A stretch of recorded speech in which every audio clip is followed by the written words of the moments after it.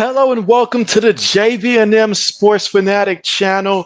What's good with you? It's your boy JV here, and we've got the second round of the college football playoffs here. Again, we've got Penn State, we've got Boise State here, and the big primetime matchup that everybody wants to see here is obviously when Boise State has the football. We know a little something about their running back, but how many yards will he be able to rack up here today against Penn State's pretty stout top 10 run defense? That is going to be strength versus strength, and that is going to be the part of the matchup that I look forward to seeing the most here. But obviously, for Boise State, they're going to need their passing game, I feel like, in this one to contribute as well. Meanwhile, for Penn State, you know the formula there. When they have the football, they control time of possession. Good things are going to happen. So they're going to ask their defense to go out there and get some stops early and let this offense get some momentum and go from there. But we'll see how this one plays out today. But the Big Ten, hey, we've been winning big.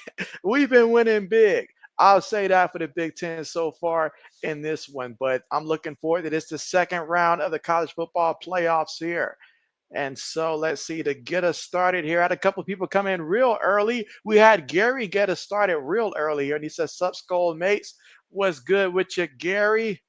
And we've got Barbara as well. What's good? Yes. And so again, JB's happy to be back here and looking forward to seeing how this one's going to play out. Absolutely. But you guys let me know, who do you think is going to win this one? Will Penn State win this one, or will Boise State? Boise State comes in, obviously, they had an extra couple weeks to prepare here. Obviously, they didn't know who they were going to play against, but, that time off to fill rest, they come up with some new schemes here. We'll see how that plays out for them. Meanwhile, Penn State, they looked absolutely amazing the last time we saw them out there, last couple of times, really. So will they continue that in this one? We're going to find out how that plays out here momentarily once this one gets started in this, but it's going to be hopefully a close matchup here. That's what we're hoping for. But I am looking forward to it. Again, at Boise State, that home field advantage, what does it mean? What does it mean? But again, let JB know who you got in this one, who you're rooting for in this one. Meanwhile, let me go ahead and put up the question here as we wait for kickoff.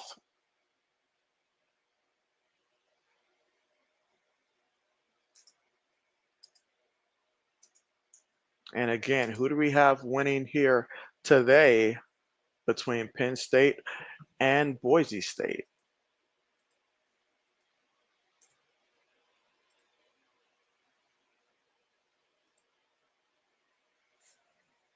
All right, so I've got the question up now. Only time will tell who will win. And again, Gene T, some people believe that he should have won the Heisman. Others say not so much. But one thing that we all can agree upon is that the kid had a tremendous season and his team would not have gotten here without him. That much we do know. And so I'm really excited to see how he's going to look here running against Penn State, because obviously we know that there's going to be NFL teams watching this one. They want to see, how does he look against a matchup of Penn State's caliber on defense here. So I personally am looking forward to seeing that matchup. We always talk about his running ability.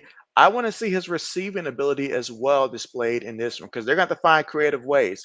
Penn State knows he's the vocal point here. They're going to come after him. The good thing is he bounces off of tackles. He bounces off the tackles here. He likes that contact. So we'll see how things play out. That we will see. And again, getting ready for the kickoff here in a couple minutes. Boise State has a 3-0 record in the Fiesta Bowl. Interesting to see who's going to win this matchup today. And just a reminder, let JB know where you stand in this one, Penn State or Boise State. Let us know now.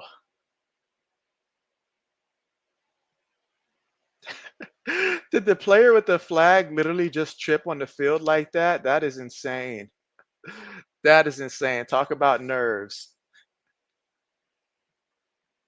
All right, so I'm looking at the size of Boise State, because obviously what's going to matter is the battle at the line of scrimmage. That's not something that's going to be talked about a ton, but the battle at the line of scrimmage, who will win that matchup?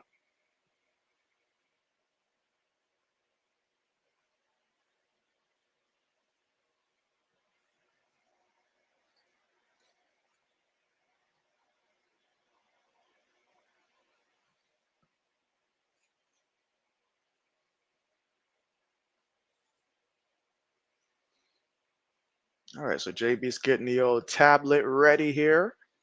And again, tomorrow, it's going to be a ton of matchups tomorrow as well. But my next live stream tomorrow will be Oregon and Ohio State tomorrow. So that will be the next live stream for JB. So, your boy's going to be looking forward to that rematch there against Oregon. It's not a day go by I don't think about how we lost the last time to him. So, JB's going to be fired up for that one.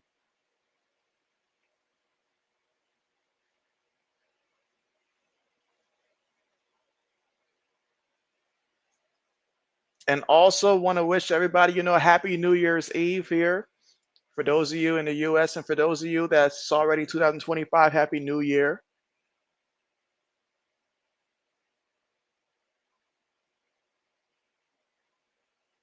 As we get closer and closer to kickoff, only one team will advance after this to move on to the round of four.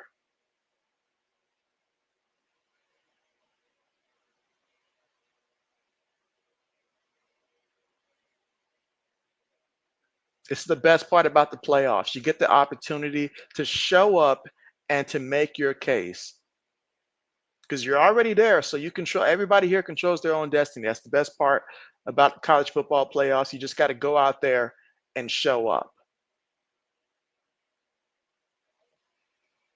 And so Samuel, what's good with you, Samuel?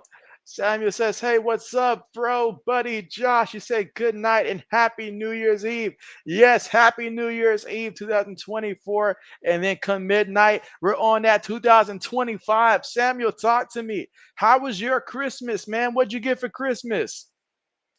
What'd you get for Christmas? And yeah, long time no live stream. Yeah, it's been a minute.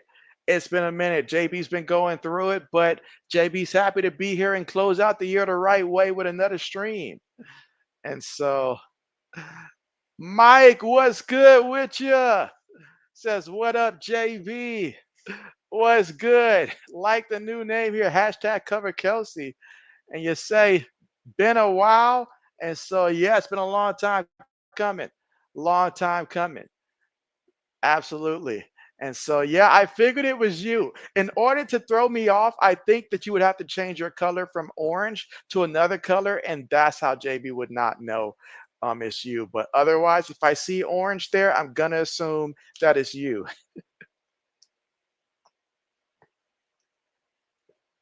But Mike, I need your assessments and I need your thoughts, especially when it comes to the top teams in the NFL, especially the NFC. I want to know how do you rank the Vikings and the Lions right now and the Eagles? Those three teams especially. How do you rank them from best to worst, Mike? I know you put a lot of thought into this. And so, Angel, what's good? Says, my man, you say Happy New Year's, fam. So, yes, Happy New Year's Eve and Happy New Year's to everybody. Can you believe that we are closing out 2024? I mean, 2024 had a lot of crazy things happening, y'all. And we have no idea what's in store for us for 2025. But one thing we do know is that we're bringing good vibes to start it off and may 2025 be one of the best years to date. That's what we're hoping for. That's what we're hoping for. We can certainly use a lot more positivity. That's for sure. For sure. All right. So Mike says the Lions and the Eagles are the top and too close almost. All right. So how about the injuries that the Detroit Lions have dealt with? Do you take that into consideration? Because I feel like they've had quite a few injuries, and against Minnesota, it might show up. It might show up.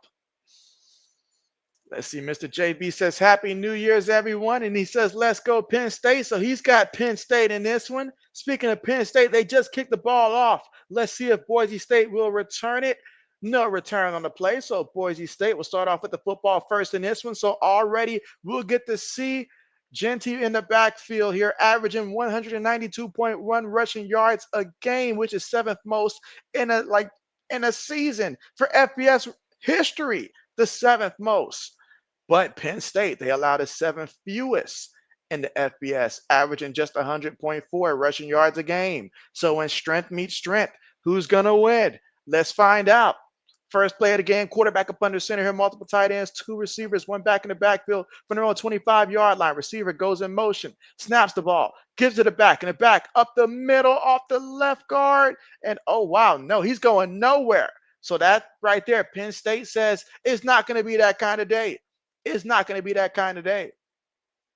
If you're Boise State, that's okay. You want to continue to keep doing what you do because as long as you keep this game close enough to where you can keep running, those gains will get bigger and bigger as the game goes on.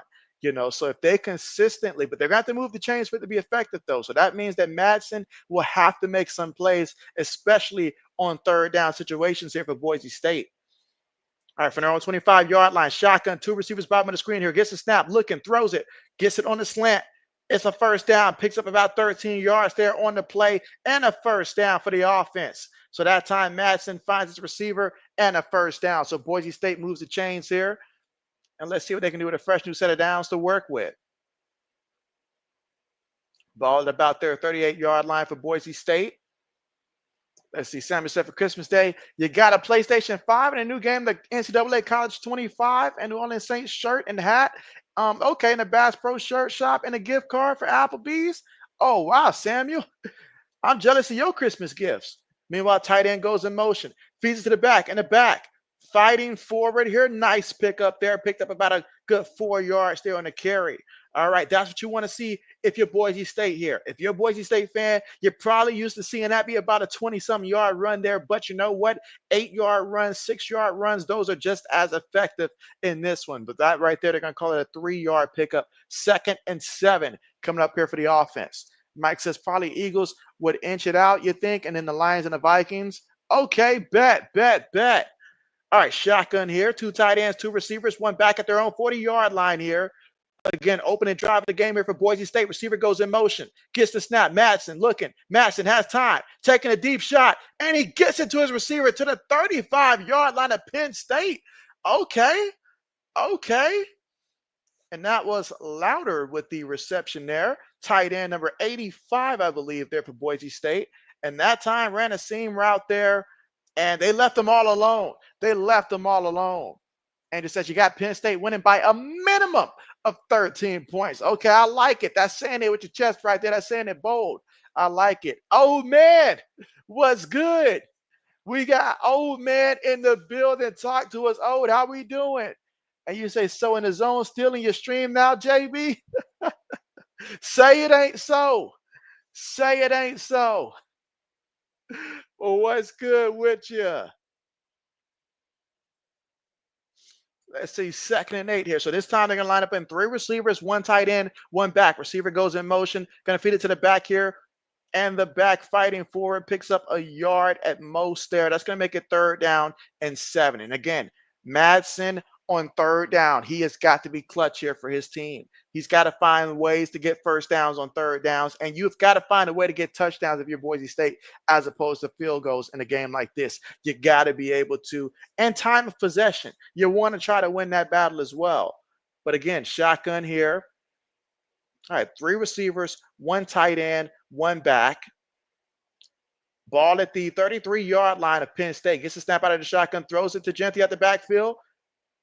Takes on the contact, breaks away from the first guy, breaks away from the second guy, fighting forward there with everything he has to get them to the 29-yard line, but he will still be 3 yards shy of the first down marker, but he really had to fight to make that a positive gain and then some. But 4th down coming up. So again, you go out there, you get your points ideally with the field goal kicker. Let's see, Simon says Saturday crazy storm monster. You say Mississippi tornado 3 days after Christmas at Winsboro, Louisiana, or Medville, Mississippi, Macomb, Mississippi, or Brookhaven, Mississippi. Okay, bet. Let's see. Angel says, oh man, happy New Year's, boss.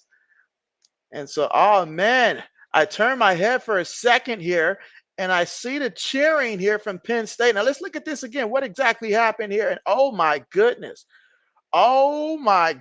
he shanked it. Wow. You're not going to see very many kicks worse than that. That was terrible. That was absolutely terrible. You could have got a better effort out of old man and myself for that field goal. That was insane. But Boise State, what started off as a promising drive, ends with nothing to show for it there. That's going to hurt. I can tell you that right now. That's going to hurt. You cannot come up empty handed when you have an opportunity to get some points. And Braden's in the building. What's good with you, Braden? What's good with you? He says, let's go. JB is back. That's right. JB is back. But what's good with you, Braden? How you been and how was your Christmas? And let's see. Mike says, reroute Penn State in here. Okay, so another one for Penn State. Oh, says, I'm good. Had to step in before heading to bed. You say first official day of work tomorrow. So got to be there early, leaving the house at 4:30 a.m. All right, old man. Well, appreciate you coming through there. And hey, best of luck there on the first official day. First official day. I'm happy for you. And way to start out 2025 as well. Way to start out 2025.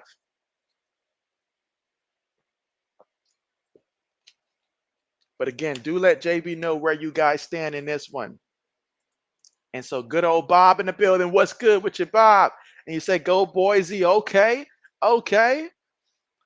And let's see, Braden says no. I guess he's going for Boise as well. And so Laney, what's good with you, Laney? How are you? Laney says, hey, JB, glad you're back. And that was a great game that Ohio State played against Tennessee. And so, yeah, Laney, I mean, if only it was another team and not your team, then JB could have gloated a little bit more there. But absolutely, was a good game there. I hear that Tennessee was missing some receivers in that matchup as well there. But I was definitely happy to see Ohio State respond in that manner there. I really was. But guys, how about Alabama taking an L today to Michigan out there as well? I mean, and not just them, the Fighting Illini, they got a W against South Carolina also. So the Big Ten, they've been getting some W's. They've been getting some W's. It's been a long time coming, I'll tell you that much. Braden says Christmas was good. That's what's up. You got anything interesting, Braden? And just says hit those thumbs up button, y'all. And so, yes, be sure to press that like button there so that way YouTube can realize that your boy JB is back. I appreciate that. All right, but now we get to see Penn State for the first time here offensively here in the first quarter, 10 minutes and 41 seconds to go. Lines up in the shotgun, three receivers, one tight end, one back from their own 29. They're going to hand it to the back, and Singleton, he's going to pick up a yard on the carry. Second down coming up here, 2nd and 9 for the Penn State offense. And again, if you're Penn State here, time of possession should be your calling card each and every week, but especially this week. If they can go out there and establish the ground here, make it do what they do throughout the air, use that balanced attack there, but most importantly, take off time the way that Penn State has done a good job of this season, and that will definitely bode well for them.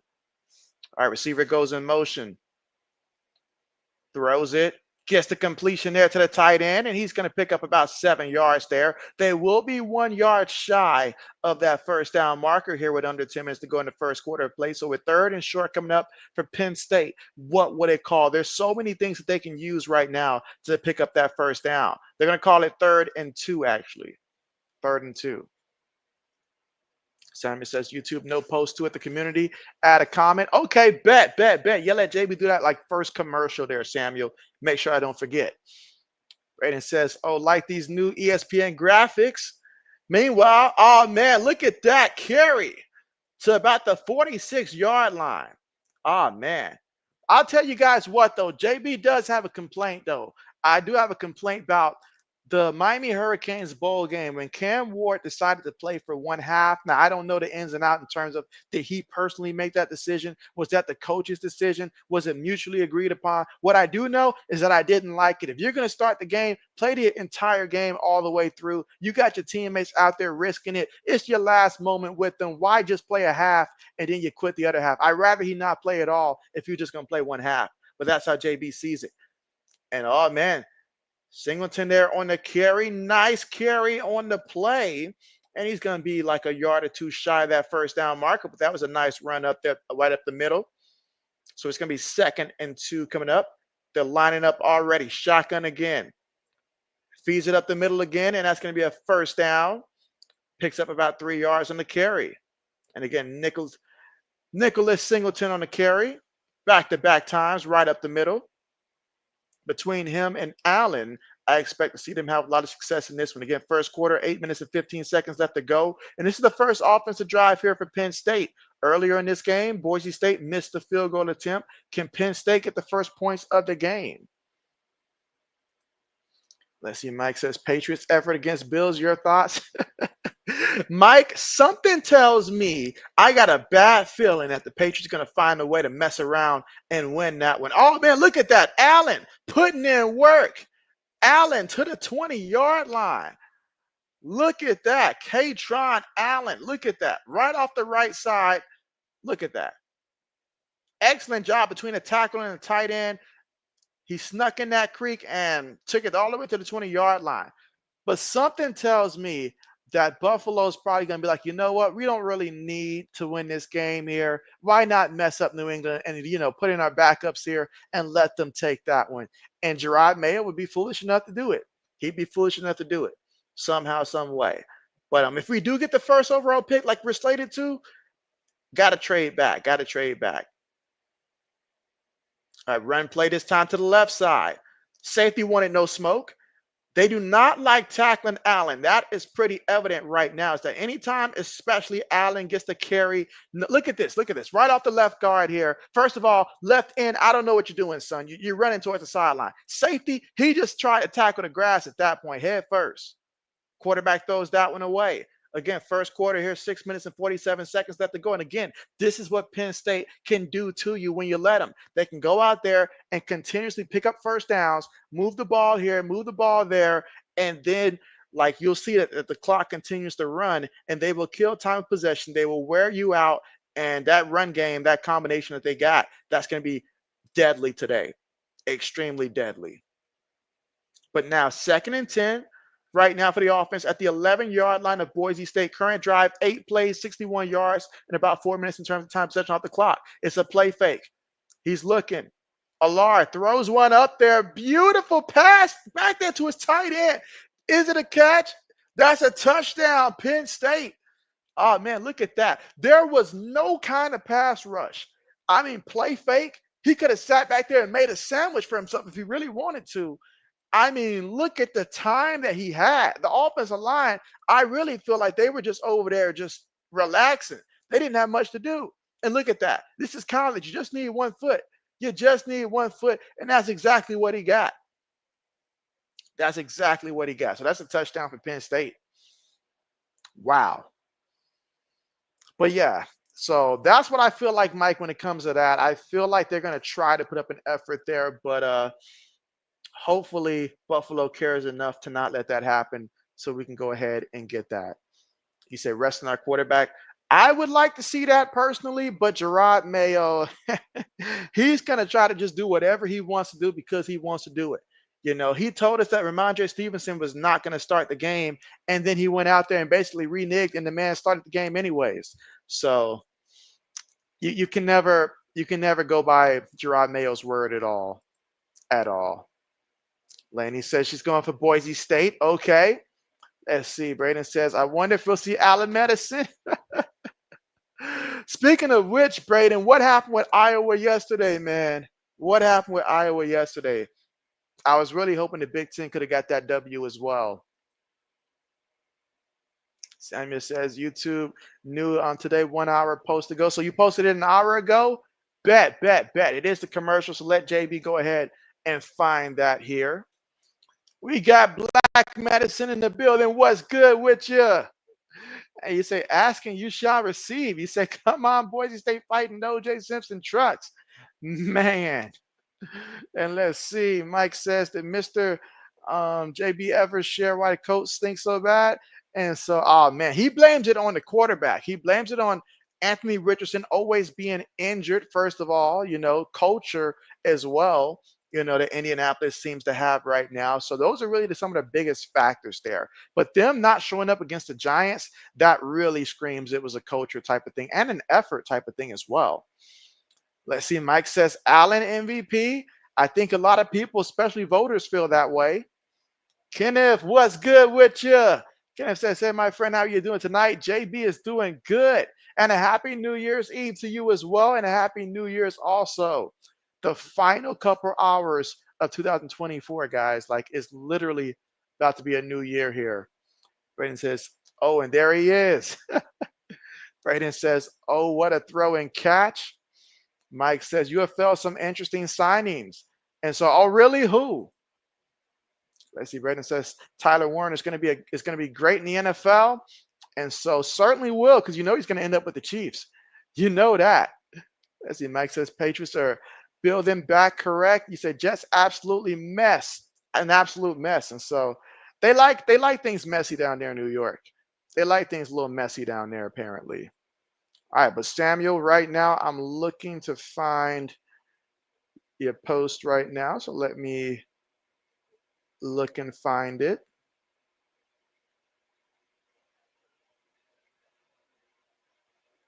All right, so it must be the other channel then.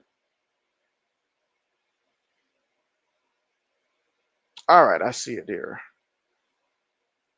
Let me go ahead and comment here.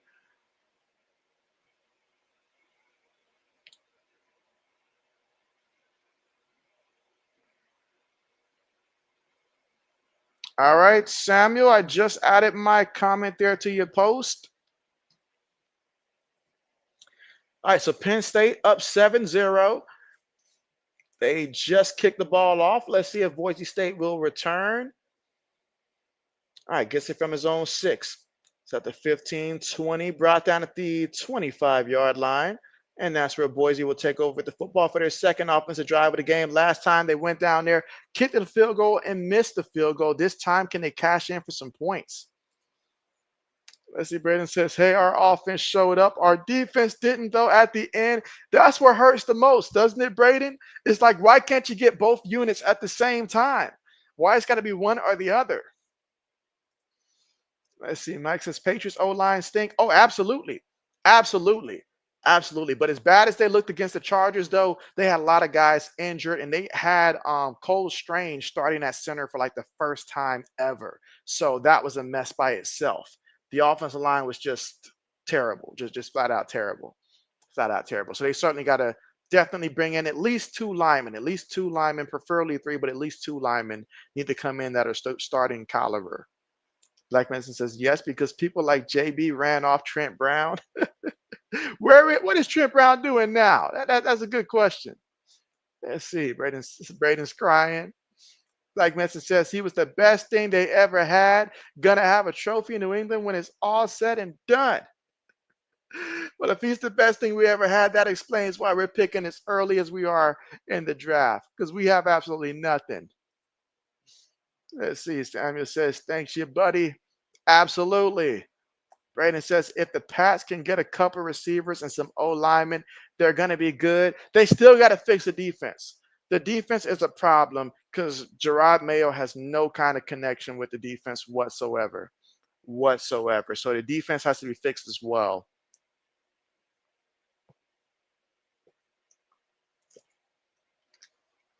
It's a lot of things. It's a lot of things. And so Ted in the building, what's good with you, Ted? And he say, "M go blue." And what's good, Ted? Glad to see you came through. Brayden says Cole Strange was a strange situation there. Yes, yes. Brayden says that's a joke RC would make. You know he would. You know he would. Right now, I can imagine it now. He's somewhere right now.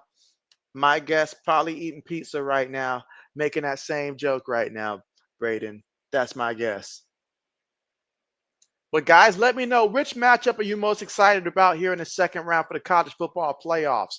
Which matchup excites you the most? And which bowl game did you guys enjoy so far the most of all the bowl games that have transpired? Let's see, Braden says, "Oh, thoughts on Bill Belichick going to North Carolina?" I'm happy for Bill because he gets to coach like he wants to. And I will be interested to see how he does recruiting. That's what it's going to come down to. I hope that he doesn't recruit the way that he did in the NFL, where he goes out there and try to lowball these guys. But all jokes aside, though, I'm happy for him, and I feel like he can really teach some of these, defensive players especially a lot. Meanwhile, Genty brought down in the backfield here by Penn State, and so that was my concern coming into this one. I was highly concerned as to how many times will Penn State get him in the backfield, especially in the first 3.5 quarters. But he lost 2 yards there on a carry. Now it's 2nd and 12. Black Medicine says, damn it, JB, cut it out now. Oh, man. Braden says, Ohio State versus Oregon is the matchup he's most excited about.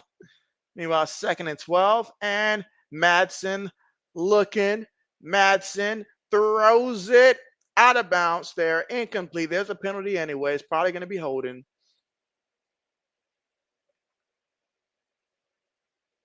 Yep, that's a hold on the offense. And again, that is the matchup that JB will be streaming tomorrow because, of course, JB's got to stream Ohio State tomorrow. I mean, how could I stream anything else other than that? It's got to be Ohio State. Samuel says, "Oh no, coming storm show. I'm sorry, storm show or ice." Oh man. Brandon says Louisville versus Washington early today. Hey, that was a good one, but I didn't get to too much watch that one. Too much watch that one. I did watch Michigan versus Bama.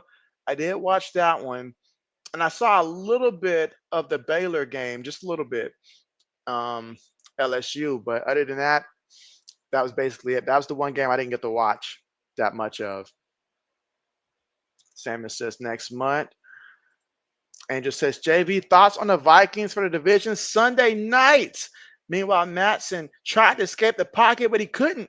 Brought down for another sack, and they will have to punt the ball. I've been thinking about that matchup because, Mr. JB, my father, he's been thinking about that matchup as well between the Vikings and the Lions. My personal opinion, anybody that's been listening to JB for the most part throughout the year, I've given Detroit the edge in that matchup, or at least between the two teams, more times than not. To be honest, I have given them the edge. However, considering the number of injuries that I've seen on the defensive side for Detroit, San Francisco was able to put up a lot of points, and we know San Francisco has had their share of injuries, but they fought Detroit pretty hard. Now, Detroit is still good. However, though, I feel like it's like neck and neck between those two teams there. I'd give a slight edge to the Vikings because it's hard to beat a team twice in the NFL. And when you're the team that lost the first time around, and literally from the Minnesota Vikings perspective, all season long, they know they had a great team. You guys know you have a great team, but you only had 2 losses and still sitting in a wild card spot. And now you get a chance to not only change that, but to get the number 1 seed. Minnesota, they're going to go out there, give it their all. They have the more healthier team between the two. And right now, I feel like Detroit is a little bit more vulnerable right now. So I give the slight edge to the Minnesota Vikings in that matchup right there. That's what JB thinks. This time, Minnesota will get revenge for the non-face mask call that cost them last time in that matchup. That's how I see it. Let's see. Speaking of Mr. JB, he says, let's go again, Penn State. Okay. Meanwhile, we're at the commercial here. Black Message says, Boise State should have came out here with Ohio State uniforms on. Now, that would have did it. Samuel says, we'll be back later soon. Bet. Going to hit up a restaurant there, Samuel? Be safe. Don't do anything that JB wouldn't do. But again, we're currently right now here at the commercial. But when we come back, we'll see Penn State with the football again. And right now, if you're Boise State, get it. I get it. It's the first quarter here. It's extremely early. However, the fact that your offense is having struggles right now, you cannot let this team go down there and have a 10, 11, 12, 14 play drive, go down there and score 86 yards for a touchdown and take off 6-7 minutes off the clock. That's what you cannot let happen right now, because they are going to continue to eat away at the Willis team. And quite frankly, I'm just hoping that by the time we reach the end of the third quarter, we're still in a close game here, honestly. This game does have potential to keep it a buck. It's got a potential to where if Penn State really lights it up, it can get ugly, like night type of thing, So, but we'll see. It's going to come up the Boise State defense here. You got to make a play here if you're Boise State right now.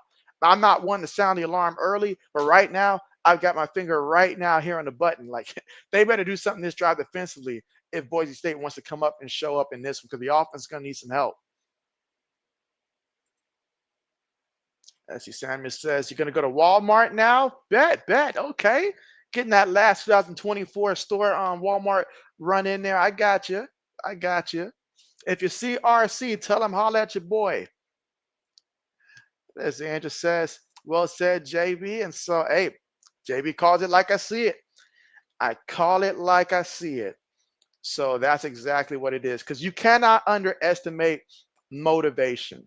You know, you looking at both sides there. Sure, Detroit has plenty of motivation, but Minnesota right now, you feel like you were cheated that first time around. So I feel like that's going to help propel Minnesota in this matchup. But can we talk about Sam Darnold, guys?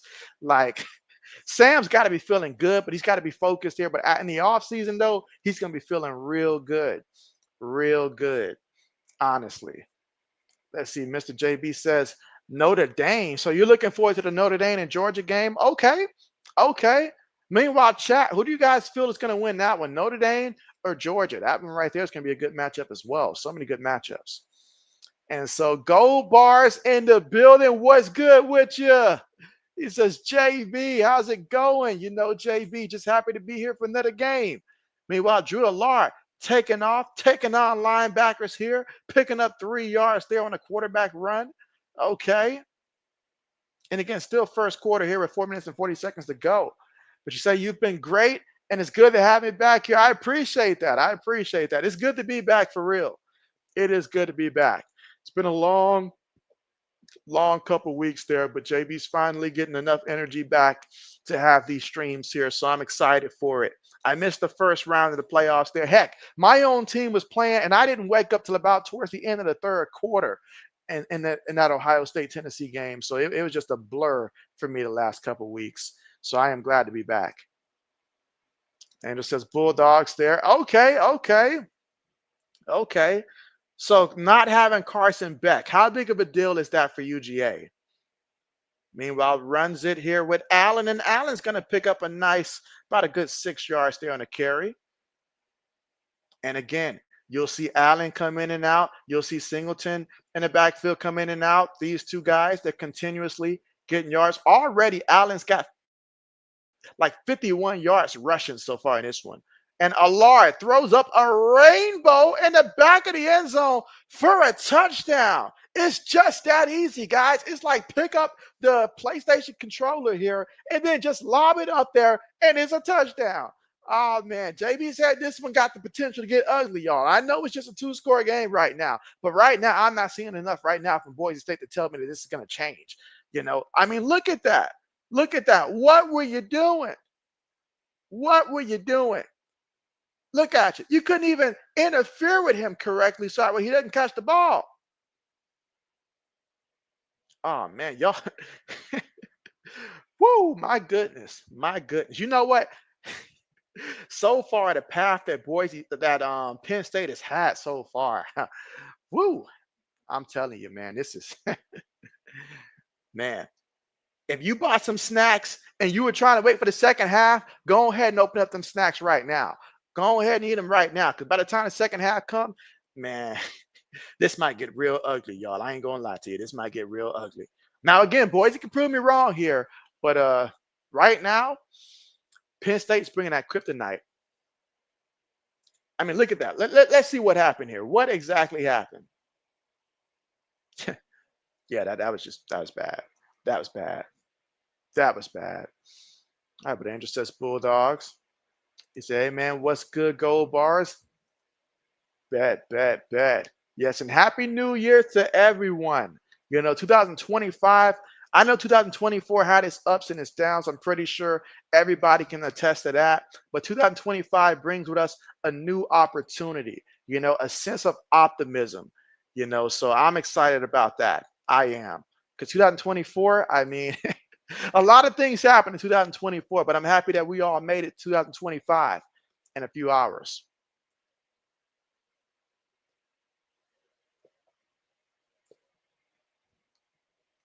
All right, kickoff on the way. All right, no return. And so, absolutely. Let's see. Braden says it's done. It's done. So you saw K Money won the fantasy championship. Yeah, yeah, he beat the sports splits in the championship game. JB got eliminated in the final four to the sports splits there. But how about the fact, y'all, that JB lost in his money league by less than 1 point because Bijan Robinson went out there and fumbled the ball twice and stuff like that, and only finished for like what 10 points. I ended up losing by less than a point, not even a whole point, less than a point in my money league due to that and the fact that Josh Jacobs came out the game too early with 11 minutes left to go in the fourth quarter of his matchup because my championship game and that one was like 2 weeks ago against the Saints. So combination of that, Jacoby Myers just not getting the football in the second half, all of that to cost your boy the championship and the money. So JB is very bitter about that. All right, but here we go for Boise State here, 2nd and 3. And so, Seth, what's good with you, Seth? How are you? Oh, wow, look at that carry. This is exactly what you need if you're Boise State here. Takes it all the way to that 44-yard line. You need more of that. That will spark the offense here. He is the engine that makes this train move. This is exactly what you need. And you say that Trump's trying to keep TikTok from getting banned. I have read that. I have read that. So hopefully that ends up being the case there for sure. All right, 2 minutes and 29 seconds to go here in the first quarter. Again, Penn State up 14-0. But right now, Boise State coming off their best run so far of the first quarter. Can they keep it going? Snaps the ball. Feeds it to the back again. In the back, just trying to bounce it to the outside here. Breaks away from the first guy. Fumbled the ball. He fumbled the ball. Was he out of bounds, though? Was he out of bounds? Was it really a fumble? He thinks he has it. What did the referee say? Does Penn State have it? Oh, my goodness. Oh, my goodness. Oh, my goodness. And just like he dropped the Heisman, he dropped the football. Wow.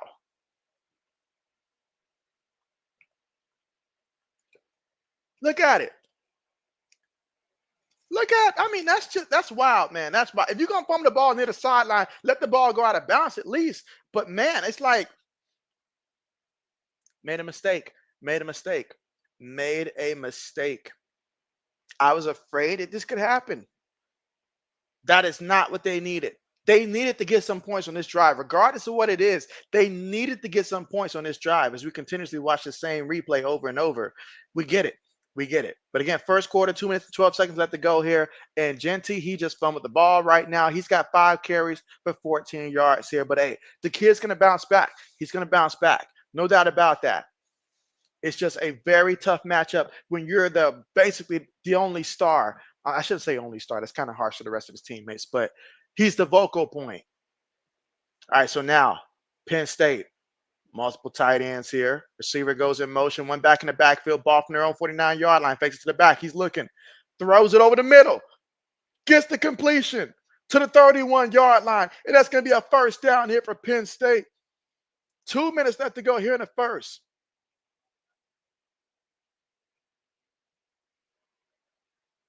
Snaps the ball. Oh, he lost it. He lost it. He lost it. I guess Santa had one more present to deliver, and this one was for Boise State because he lost the ball. What a gift for Boise State. But just like any gift card, it's only as good if you can cash it in. So can they cash it in? But man, if you traveled all the way up there and you're a Boise State fan, or you're sitting back there saying, JB, would you stop down in Boise State and stuff like that? This is exactly what you were looking for. Exactly.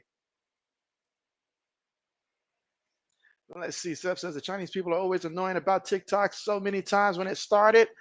And so, man, the evolution of TikTok, man, the evolution of TikTok. But here we go. From their own 35-yard, and after recovering the fumble, can they take advantage? Madsen looking, throws it, gets the completion. Tight end got some room here, picks up 14 yards. I probably would do a little hurry up offense, honestly. Whatever it takes to incite this offense and get it going. 1:40 left to go here in the first.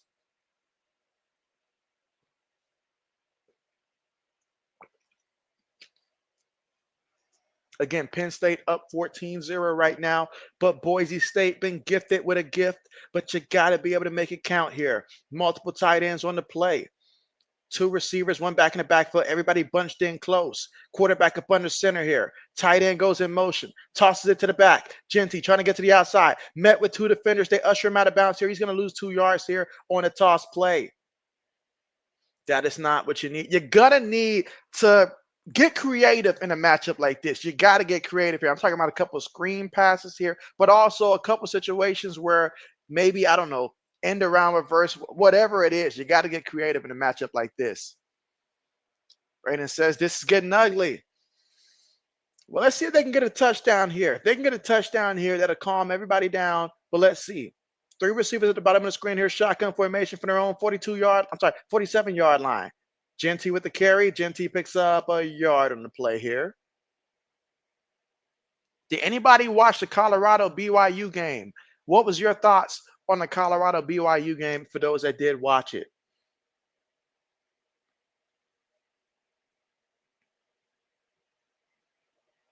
And how does everybody feel about the current NFL draft order? I mean, talking about getting ugly. I mean, it's just a mess at the bottom.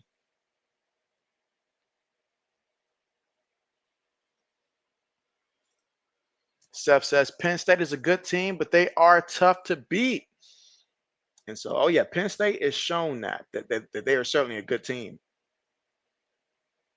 See, that's the thing about football that, those who watch football for a long time, they can tell this Penn State team, they are peaking right now, like they are really peaking right now, as the great teams do this time of the year, playing their best football right now. Braden says Penn State fumbles it right back. Right? They get a fumble and they give it right back. But now we are at the end of the first quarter. Penn State up 14-0 in this one. Boise State, they had an opportunity to get the first points on their opening drive because they got the football first in this one, but they ended up missing a field goal. And man, it was one of those ugly misses too. I'm talking about it was so far left there, it almost had you looking right. It was just terrible, terrible kick. But that aside, though, after that, Penn State, they went down there, made it look easy. Drew Alar, he's already got 2 passing touchdowns here in the first quarter. He's been hitting some passes. He's 4 or 5 here for 75 yards. He's been getting passes and he's been hitting them deep, but it doesn't stop there. On the ground right now, Katron Allen, he's the leading rusher in this one. He's got 5 carries for 57 yards rushing so far in this one. I believe if you took his player prop, he's probably already hit his over. I think for him it was like 54 or something like that, if I'm not mistaken. So he's already over his player prop for the game. Let's see. You just hit 900 subs. Hey, that's what's up, Braden. That's what's up. Congratulations, man. Way to end the year. 900 subs and 100 away from the ultimate 1K. But congratulations, Braden. That's big time. That is big time. Have you been doing anything in terms of like for editing the videos and stuff like that? Braden says Boise needs to score here.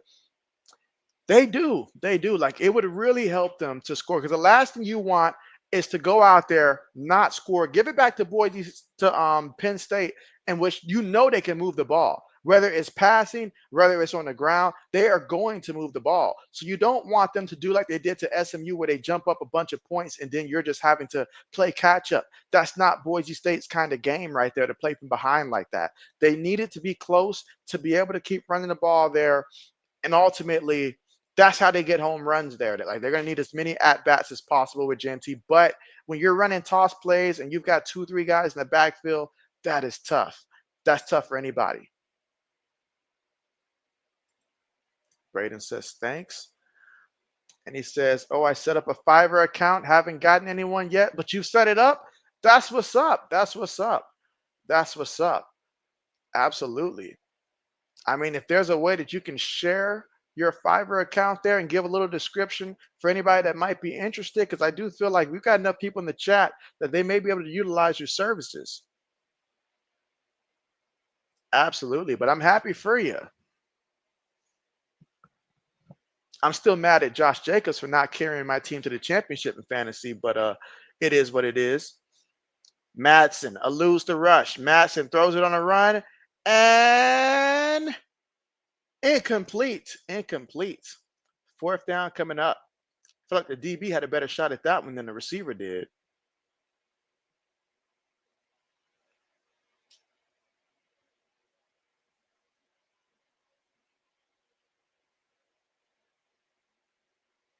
Yep, incomplete.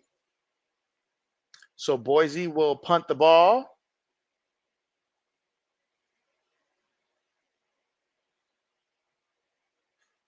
All right, punts on the way.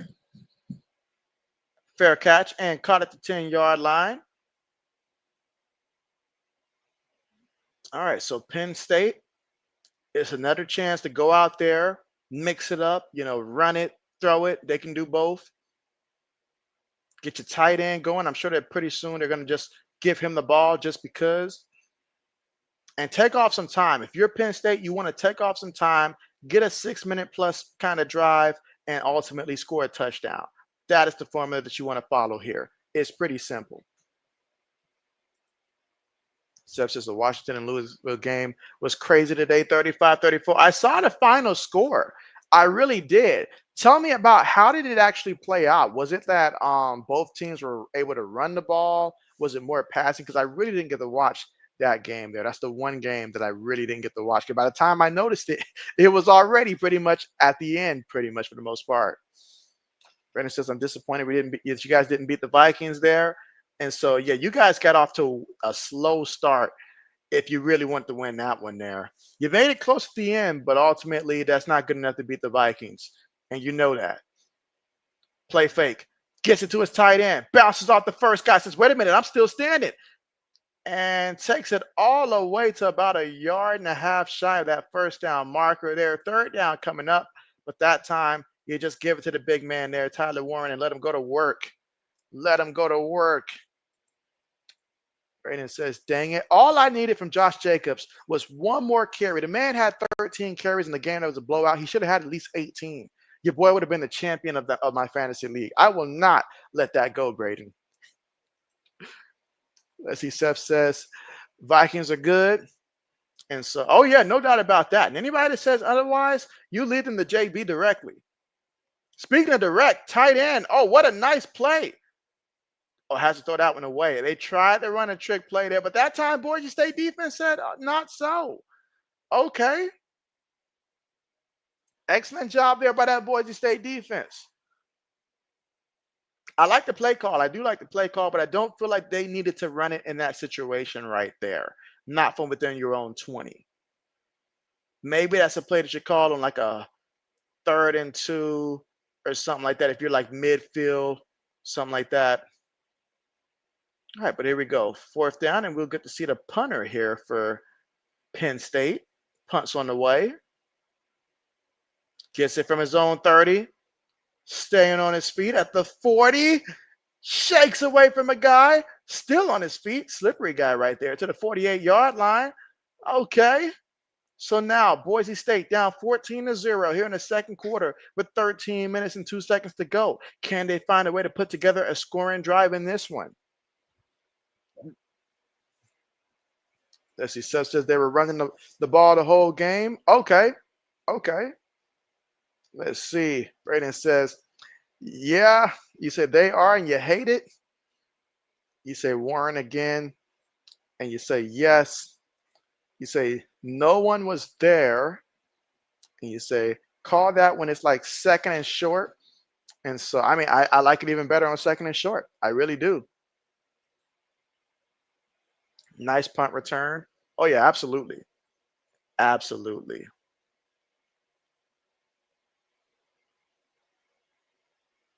All right, but we're at the commercial. How do we feel about the season that Joe Burrow has had this year? Like, I remember early on, and the thing right now, if you're a Bengals fan, you are kicking yourself with no end in sight because of how you started off the year. Remember, they lost their opening game there to the Patriots there, with Jacoby Brissett in there at quarterback.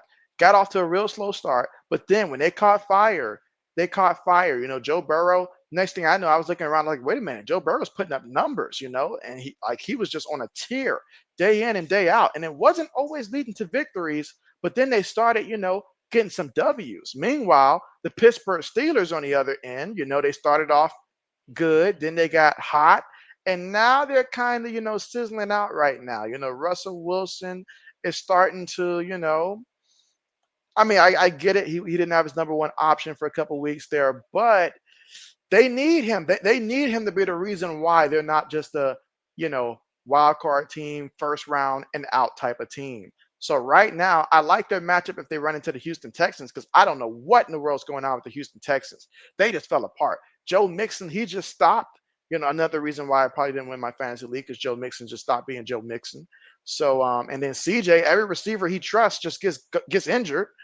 So Houston's a mess, but someone has to win that division.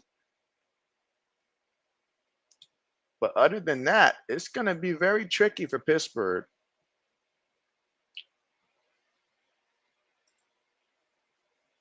Seth says Joe Burrow is beating the Steelers. And so you better believe it.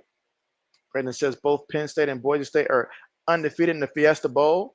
Well, that means only one team will walk out of today with that intact. And just a reminder that JB plans on streaming again tomorrow for Ohio State and Oregon. That's going to be 5 o'clock Eastern time, I believe. 5 o'clock Eastern time is when that game is going to come on. So,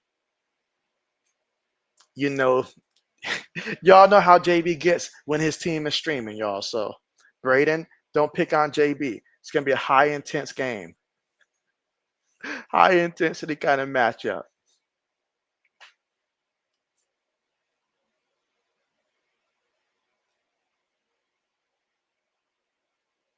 But yeah, Braden, 3 teams made our fantasy league playoffs from my division. We had 3 representatives. Meanwhile, okay, Genty on the carry. Nice pickup of about 6 yards there on the carry. Second down coming up. And that's what you want. When he can set the tone on first down for you, that really helps. Yeah, so you saying the Zoe stole my Is he live too is he live with my stream? Oh man, that's insane. Meanwhile, throws it to him out the backfield and goes out at about the 28-yard line. However, you can get this man the ball, get this man the ball. I don't care if you put him out there at wide receiver and throw a quick pass to him or something. Get this man the football any way possible. Get creative with it. That's where coaching comes in. He's got the raw ability. It's up to the coaches to find creative ways to let him go out there and shine when it comes to a game like this. But he's got 11 carries for 49 scrimmage yards here. 11 carries for 49 scrimmage yards, including that reception. At the 28-yard line of Penn State, it's a run up the middle. Nice pickup on the play. So right now, the offensive line is winning more and more battles there. It's probably a pickup of about a good 5 yards there. 11 minutes and 44 seconds left to go here in the second quarter. And again, Penn State up 14-0. Second and 4 coming up here for Boise State at the Penn State 22-yard line. Again, so far, Johnson's got 10 carries for 32 yards. He's got 11 carries now, fighting to get. Oh, he lost the ball again. He lost the ball again. Oh, my goodness. Oh, my goodness. They're knocking the sonic rings out of this man. This is, oh, man, look at this. His second fumble already. Every time I see a guy fumble the ball twice, I'm just going to call it the Brian Robinson Jr. effect at this point, because that's what hurt my fantasy team. And you say, yep, I'm about to hit him up about that. Seth says, you got Texas Longhorns winning it all? Okay, who do you got them beating in the championship matchup? All right, 3rd and 1. Gets the first down with ease. And that was the other running back here. This is his name, Dubar. All right, so a fresh set of downs to work with.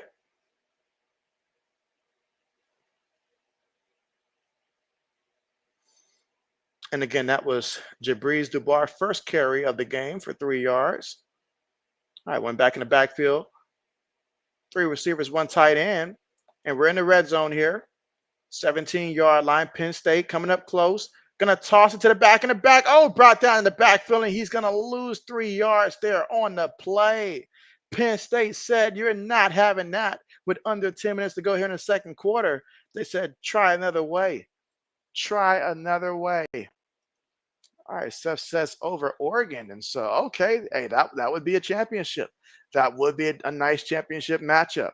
Of course, JB's hoping that that's not the case for Ohio State's sake, but that would be a nice championship. All right, here we go. They're going to go 5 wide here. 2nd and 14.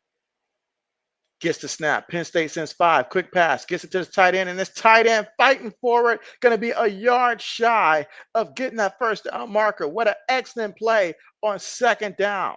So now you got yourself in a 3rd and short situation here in the second quarter with 9 minutes and 10 seconds left to go. You need a touchdown.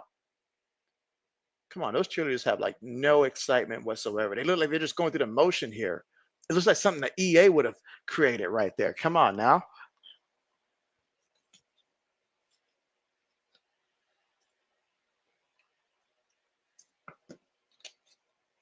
All right, heavy formation here.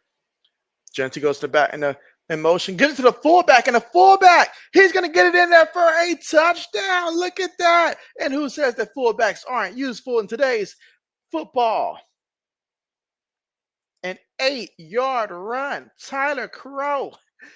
Who would have had this man reaching the end zone as the first guy to get there? I like the play. Right up the middle there. Penn State was left flabbergasted after that play call for the touchdown. Now we got ourselves a game again, guys. Again, 8 plays, 52 yards, 4 minutes and 21 seconds here off the clock.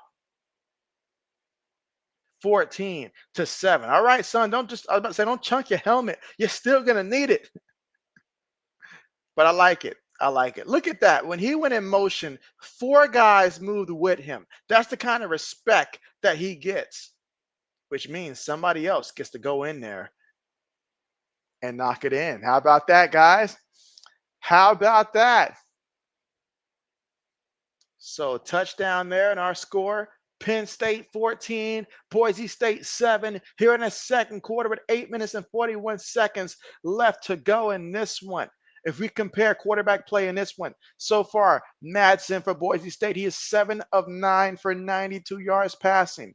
Drew Alar for Penn State, he's 5 of 7 for 81 yards and 2 touchdowns. Both of those touchdowns coming in the first quarter.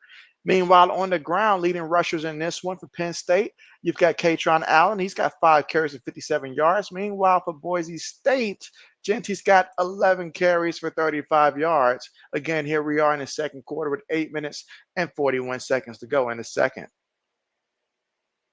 But that was a massive touchdown right there for Boise State, one in which they had to have. They could not have come away empty-handed, and they could not have relied on 3 points here if we're being serious. A touchdown is what they needed, and that's exactly what they got, 14-7.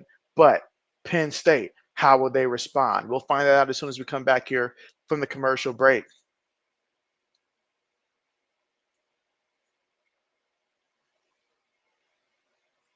We talked about a lot of things so far in the chat, guys, but you guys haven't told me so far. How did you guys feel about Michael Penix Jr. and the Atlanta Falcons and where they are right now currently? I know that they lost to the Commanders in overtime at that, but how do you guys feel about the Atlanta Falcons? Moving on from Kirk Cousins, was that the right move?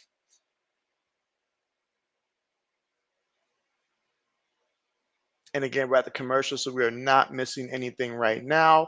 And when we come back, Boise State will be kicking the ball off to Penn State to continue here in the second quarter.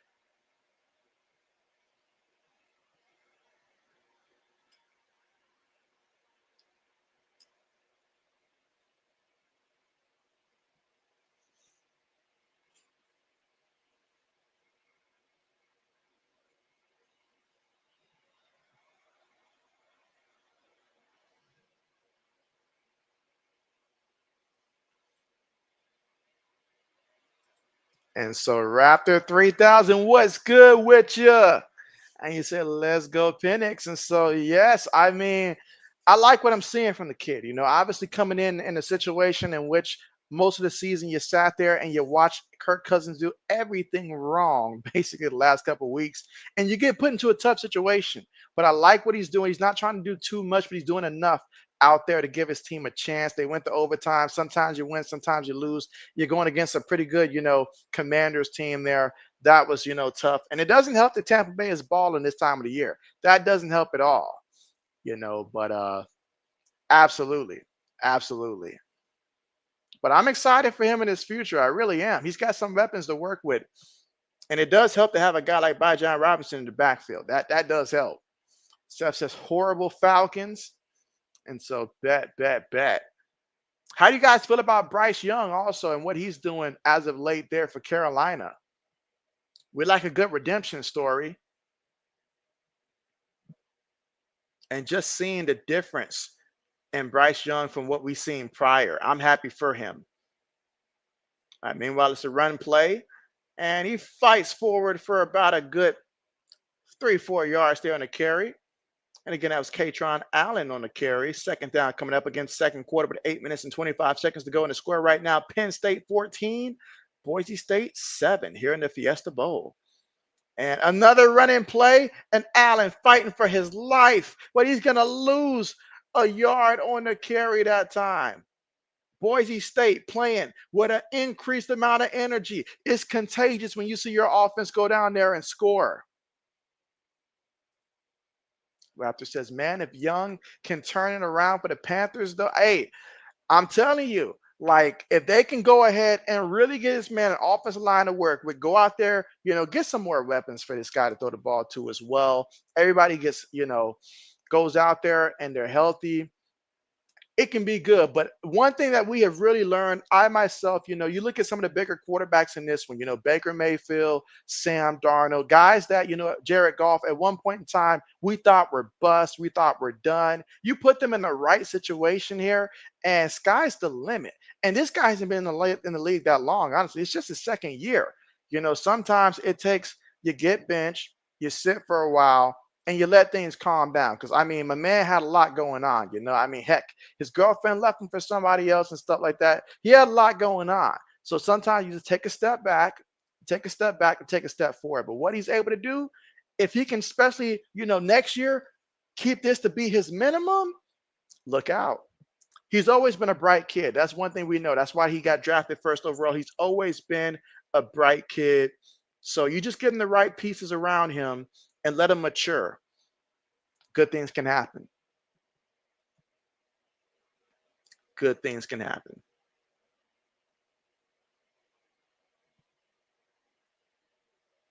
All right, but again, we're currently here at the commercial. And a big third down coming up for both teams here. 3rd and 8 for Penn State for their own 27-yard line.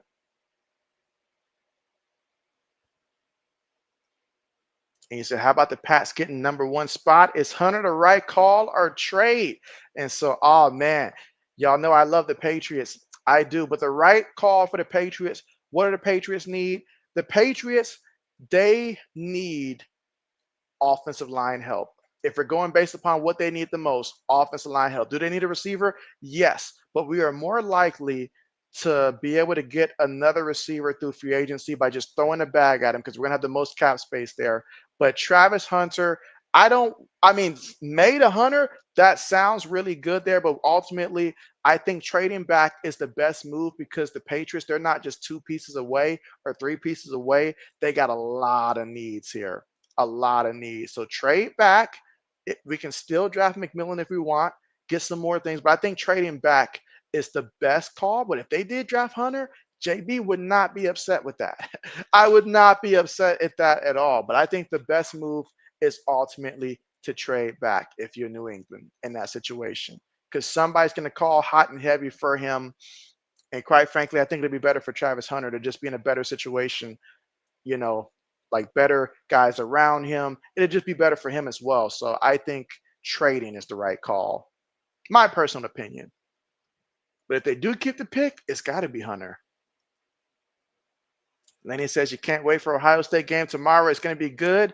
And I can count on Laney's support there to help me through with that one because you already know, Laney. You already know once the game gets started, all these Oregon fans going to come for JB. So I'm going to need your support. All right, here we go. 3rd and 8 against second quarter, but 7 minutes and 45 seconds to go. And right now, shotgun formation here for Penn State. If you're Boise State, this is a big opportunity to get them off the field here. Snaps the ball. Boise State sends 4. Allen looking. And the Lar throws it incomplete. But there's a flag. There's a flag. So hold everything. There's a flag, and this might just gift them a first down. Ooh. Yep, gives them a first down, and that's hard. That's hard because if you're Boise State, you were feeling that momentum. You literally could feel that momentum there. You thought you had to stop there, but they called a hold and gift them with a first down there. Oh, and you did that because you ended up slipping on the play. So you reached out and grabbed them there. That's tough. That's tough. All right, but a fresh set of downs to work with here for Penn State. Shotgun formation. And it's going to be a flag here. So a couple back-to-back penalties here. And he says, you got it, JB, all the way. I appreciate that. It's been a hot minute since JB's been able to see his team go all the way. I mean, we got to go back to when Ezekiel Elliott was still considered elite. And you guys know that's been a hot minute. That's been a hot minute. So we're overdue. We are overdue. All right, 1st and 15. Gonna feed it to Allen, and look at Allen. Oh, he got tripped up. He got tripped up. If he would not have tripped that man up, look out. Because I don't think Washington wanted that smoke one-on-one. Look at that. If he doesn't get tripped up there at that spot where he just reached out and got him, my man was going full speed ahead there. And he knows it. 2nd and 10 coming up. 7:05 left to go here before halftime. Katron Allen, he's got 8 carries for 64 yards here, averaging 8 yards a carry. But there's some movement already here on the offensive line. Back them up 5 more yards here. So right now we're seeing an abundance of penalties right now. So let's see if Penn State can clean this up.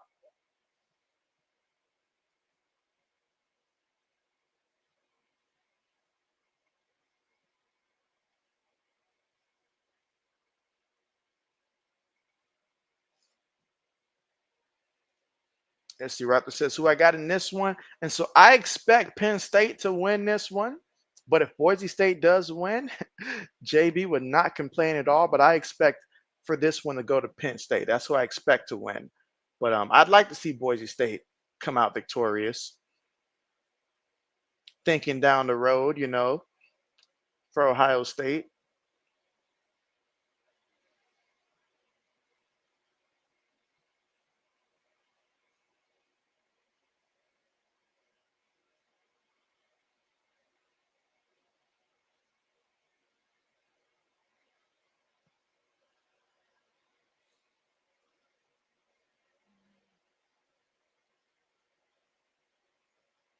All right, so here we go. So after all of these penalties, man, and the sack, it's 3rd and 27.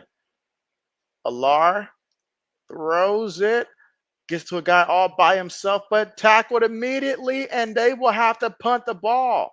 So that Boise State defense, hey, they've come alive now. They said we are here.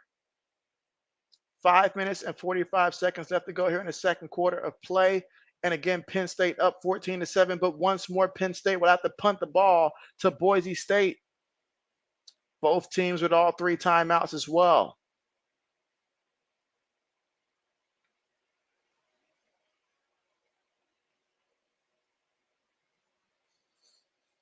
Let's see if we can get a good return here out of Boise State. Punts on the way. All right, bounces out of bounds there. Not the best punt. It's going to go out of bounds at about the 41-yard line. All right, so Boise State, excellent field position to start with. And their offense feeling more and more confident. They were able to put together a touchdown drive.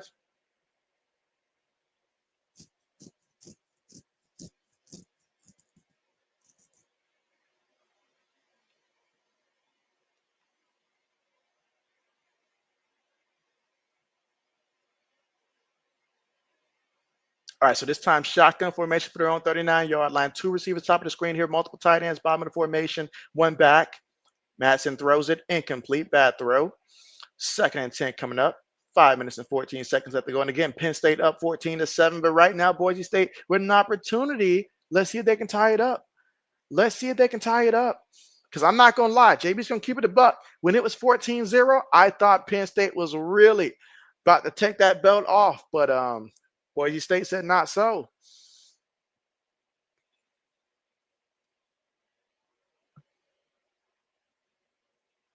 All right, second and 10 from their own 39-yard line. Feeds it to Genty, and yeah, he's going to pick up a yard. Defense stops him there. Third down coming up. So on third down, as a play caller, this is how you earn your reputation. It's third down right now. Your team needs you to go out there and to do something. Let's see. Raptor says, do I like the Celtics here? So, JB's a Laker fan. I know it's tough there, but JB, when it comes to the NBA, JB is actually a Laker fan. So, as you should know, Celtics are definitely not my team there. So, it's funny how it works for me. You know, love the Patriots, love the Lakers, love Ohio State. Those are my teams. Unique stories for all of them, how I chose those teams. Oh, what a pass, but incomplete. And at least you give your guy a chance to make a play, but ultimately you have to make that play. You have to make that play. He gave you a chance. Their ball kind of high, but the ball, it has to be. Just didn't have the ability to go up there and snag that one. Incomplete. So fourth down coming up here for Boise State. Punts on the way. All right, catched it at the 21-yard line, and that's where Penn State will take over from their own 21-yard line here in the second quarter with 4 minutes and 18 seconds left to go. So this has turned into a very defensive game as of late.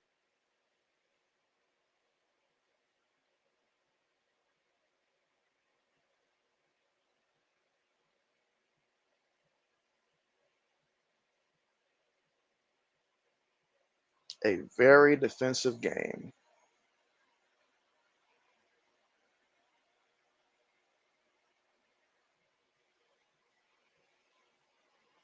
All right, so look at that carry there. And again, if you're Penn State here, you want to get back to the fundamentals here, get that ground game going, win the battle at the line of scrimmage. Meanwhile, 91 here for Boise State. He's currently on the ground, waiting on the medical staff to tend to him. And again, he's a senior.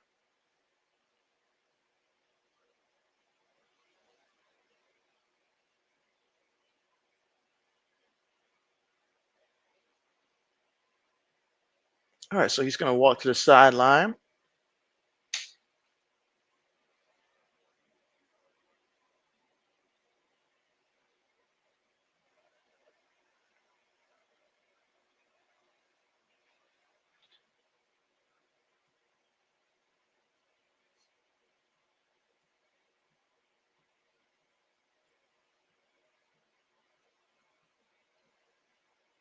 All right, so on second and 2.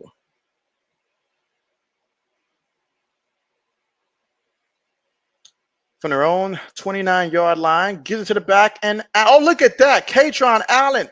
Oh, look at that, he bounces off the defender.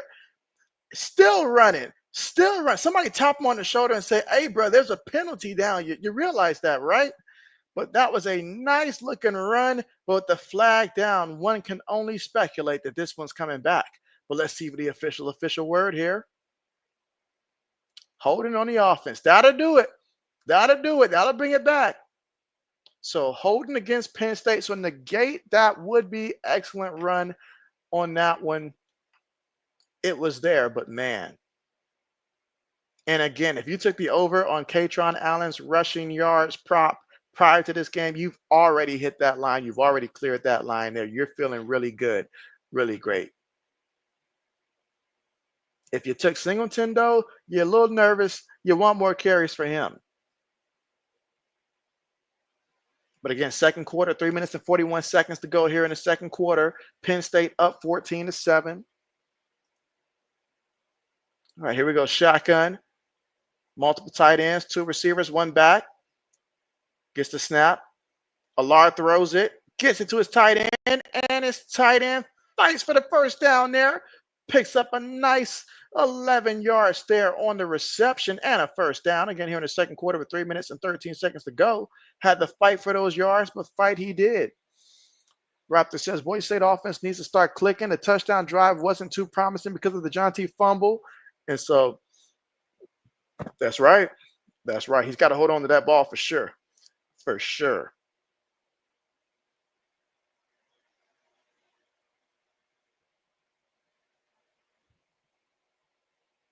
All right, feeds it to the back here. And this time it is Singleton who gets the first down here. But once again, there's a penalty. Is this another holding call? Like, guys, like, try blocking. I don't know. It's just an idea, but try blocking. Let's see the officials here. The offense already looking to move backwards here. Ooh, a face mask call. Wow. I'm about to say face mask. Y'all doing some of everything from holding you're grabbing the face mask out of the defender, trying to snap the man neck. I mean, you had the man twisted like he was a slinky out there. This is just what are they doing? All right, from their own 23-yard line. Shifts the formation here. All right, so shotgun. Snaps the ball. Boise State bringing pressure. Allard going deep, deep, incomplete. Where is the flag for offensive pass interference? I'm sorry, but he tried to push Benefield into the field on that play there. I mean, that was a very blatant offensive pass interference if ever I've seen one. Let's take a look at the replay. Look, he pushed the man off, clearly pushed the man off. I mean, what more does he have to do? Like, really? That's insane, though. That's insane. And so, no stop. What's good with you? What's good? You say Katron is a tough runner? Yes, he is. I have noticed that, especially in the last couple games that I've watched. Meanwhile, gets it to Warren, and you know Warren, he knows what to do with the football there. Picks up about a good solid 18 yards there and makes third down definitely manageable here. So now we're looking at a third and short situation. They're going to call it 3rd and 3 with 2:05 left to go. This should take us to the 2-minute mark. And again, both teams still with all three timeouts. And Penn State up 14-7 in this matchup. But yeah, that boy Katron, hey, they don't want the smoke. They don't want the smoke. Absolutely. But you can see when certain offenders try to hit him, like I saw earlier in the game where the safety for Boise State tried to go in and like tried to tackle him. The man went so low, he almost hit the field instead of making contact with Katron. So when he gets the ball there, definitely, that's a big dude. And so absolutely. Raptor says, was it a bad no call? And so it was, it was ultimately, but what can we say? The officials that we know today, they're gonna miss at least 30 to 40% of those calls there. But that was very blatant. Like you push a defender in the back like that, and then you reach out a second time and you almost pull the man jersey, his pants down at that point. You're reaching out to grab him, and they just pretended not to notice. It's just so that was a blatant one, but you move on from there. That's how football games work out. For sure.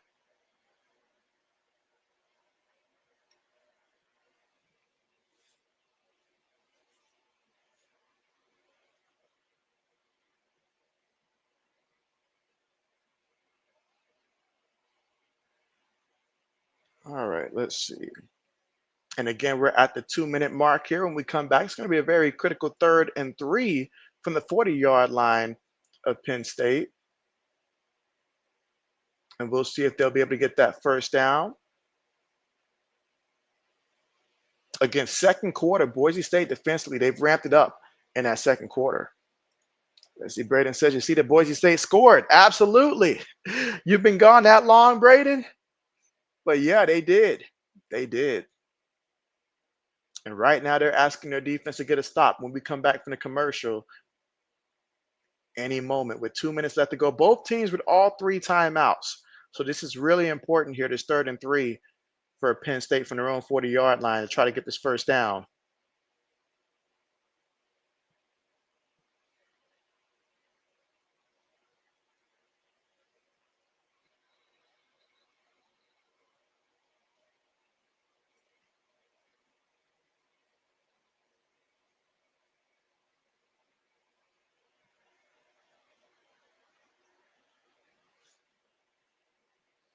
All right, so returning back to the action here, and again, 2 minutes away from halftime. Penn State up 14-7. Penn State with the football here, facing the 3rd and 3 after picking up 17 yards, thanks to Tyler Warren getting those yards to make this a 3rd and short. Shotgun formation here.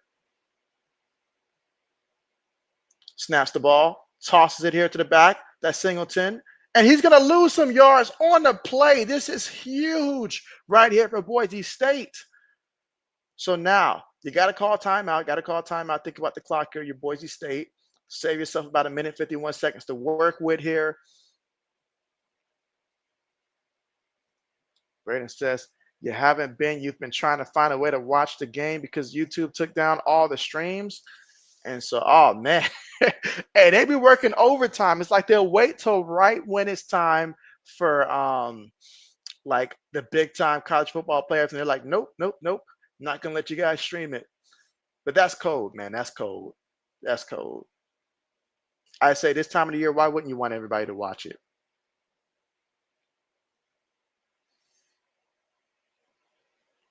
All right, so they have 1 minute 54 to work with. Penn State's going to punt the ball to Boise State and let Boise State run their 2 minute offense.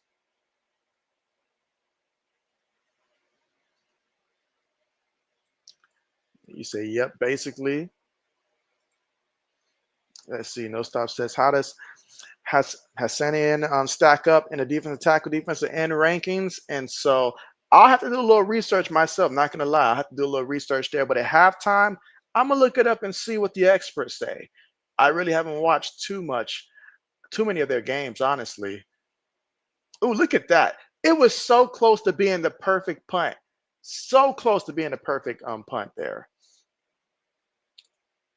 But yeah, I know that he's a senior from what I seen earlier when he left the game temporarily and came back. But I do want to see because I need to find out some more about especially defensive players here on Boise State. So that'll be a nice thing for us to check out once we reach halftime and see what other potential prospects in this game are just big time players. All right, so 1 minute 45 left to work with for Boise. Tight end goes in motion. You got three receivers, one tight end, one back from their own 20-yard line. Feeds it to the back. And Jonathan's going to pick up about 2 yards there on a carry. And again, every time he gets the football, he is the target. You guys saw on that touchdown play where just putting him in motion, you had three guys, three linebackers shift with him, which left the fullback wide open on that play when they scored. So that's something to keep in mind when it comes to strategy, just knowing how much of a vocal point he is. But wait a minute, there's a penalty, and that's going to hurt the offense. That's going to hurt the offense there. Backs him up 5 yards on the false start.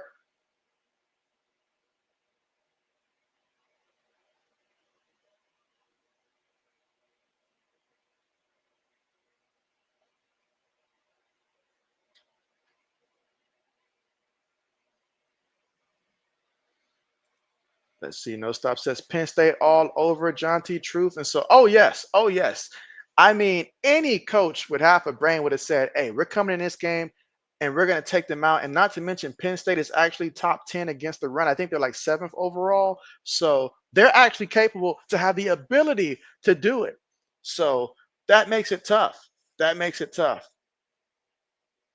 This is where the others have to step up. Second and 12, shotgun formation. Madsen looking, feels the rush on the move. He's still looking. He's going to tuck it and run. Goes out of bounds after picking up approximately, let's say, 5 yards there on that run. Third down coming up.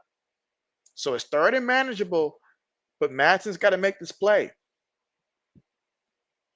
Because if you don't make this play, Penn State still has all three timeouts. You went out of bounds. So you would basically be gifting them an opportunity to run their minute offense with all timeouts to at least get in field goal range. All right, from their own 22-yard line. Third and 8. Three receivers, one tight end, one back. Tight end goes in motion. Gets the snap. Throws it. It's caught by the tight end here, but he is going to be a yard and a half shy of that first down marker here. So this tells me they don't have a lot of things drawn up in the playbook for third and 8. Ideally for them, you want it to be third and 5, maybe third and 6, but you're not aiming for a third and 8, a third and long situation if you're Boise State.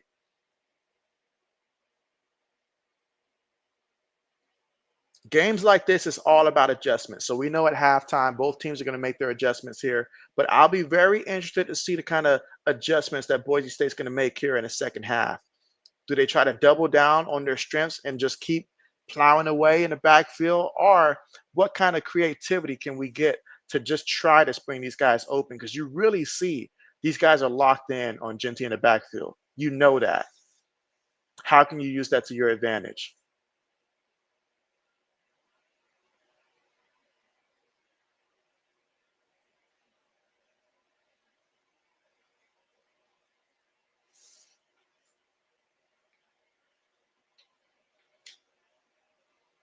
All right, and for anybody who's either paid attention to Boise State's program over the years, or just a diehard Boise State fan, you guys let me know who was the best quarterback to ever play at Boise State in your opinion. The best quarterback to ever play at Boise State. You guys let me know.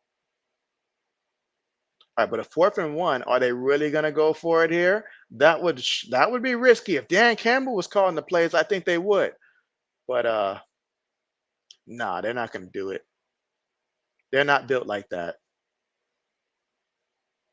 That would be a massive risk if they really did go for it on fourth and one. A massive risk.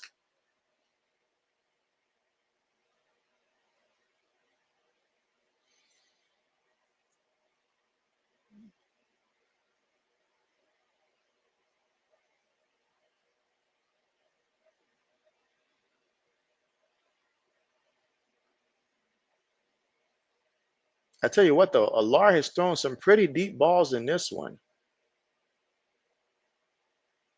especially in that first quarter. He was just firing them up there.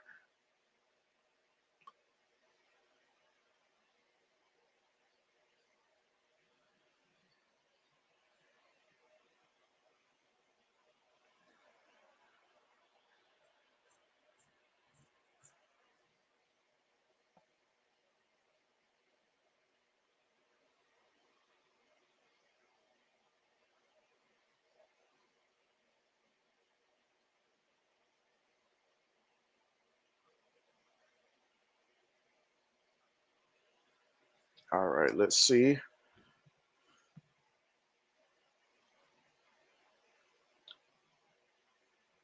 Again, right now, fourth and one.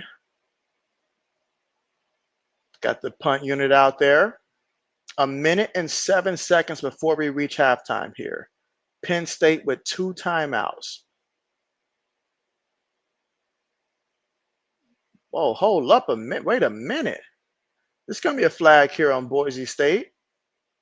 We've seen a lot of flags here as of late. Meanwhile, let me get the old tablet ready. for halftime, which will be coming up soon.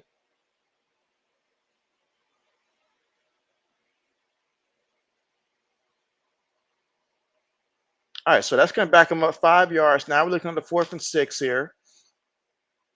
Can they get a good punt if you're Boise State? If you're Boise State and you're going to go down 14-7 at the half, I think you're okay with that. Punts on the way.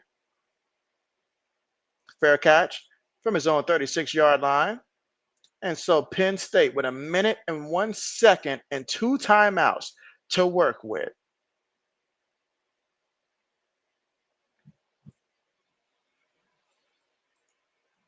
Braden says, would be nice if they had got at least a field goal.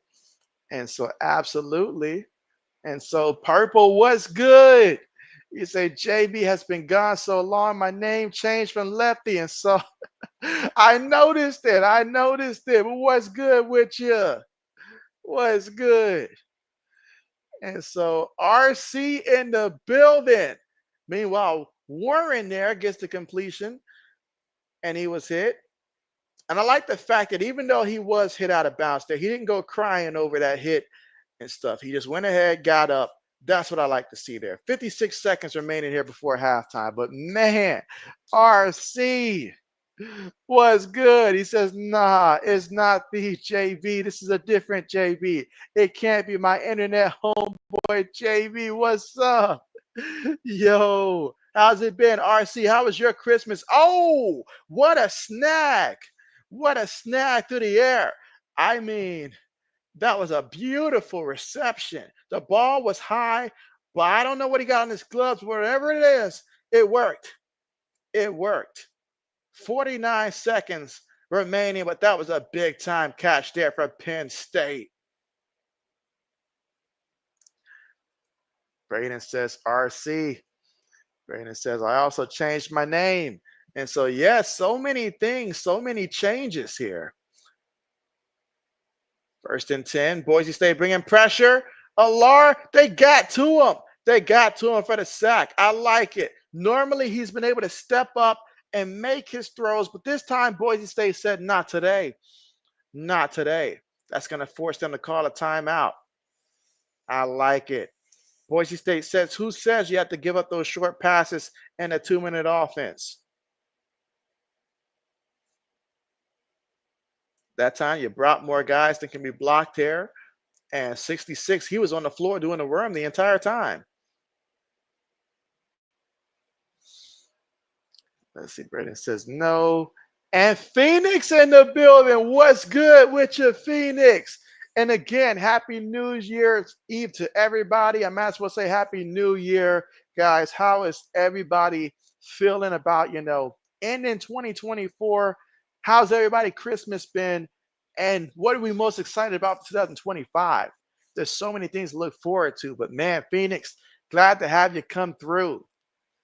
RC said, JB, here's something funny about this game, bro. You said, so I sat down, right? And hold on. All right, JB's holding on. You said, JB, the weirdest irony is my name is still the same from while you were sidelines.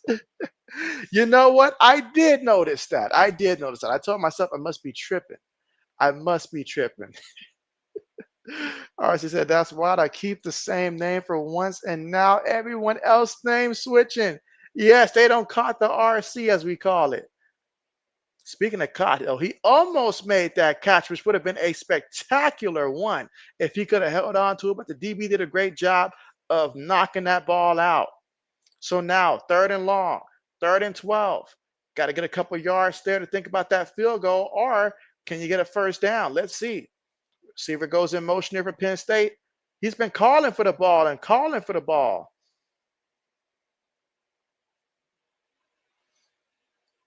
Braden says, doing the worm.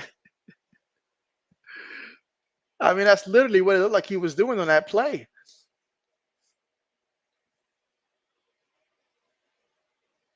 Again, 37 seconds here before we reach halftime.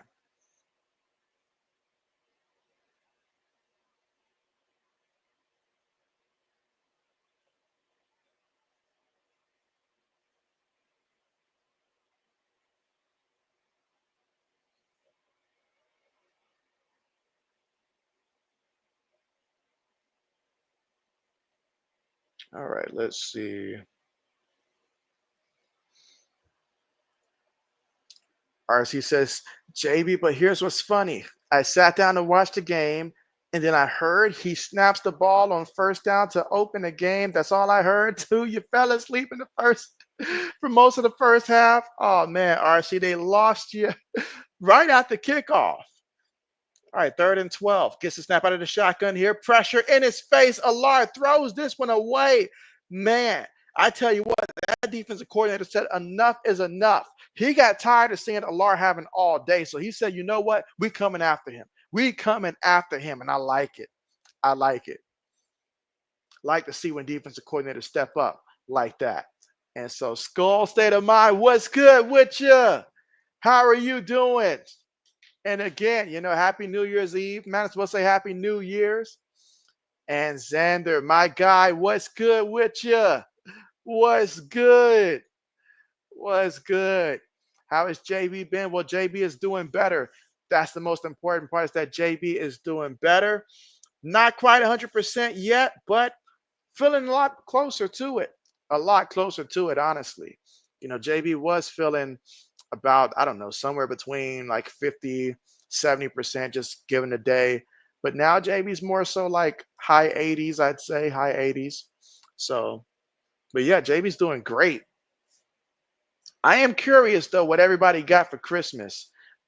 What everybody got for Christmas, or just if you didn't get it for yourself, something maybe you got somebody else, or just what everybody's been, you know, out there getting for Christmas. And some New Year resolutions, because who doesn't do New Year resolutions, right? But man, pass interference on Devon Banks. So now, first down, 29 seconds to work with, one timeout still at the 23-yard line, so they can take a shot here. And that's exactly what Allard does. He throws one up there. Incomplete. Incomplete. As the DB saves the camera. Is it a cameraman, camera girl? But he saves the camera for sure.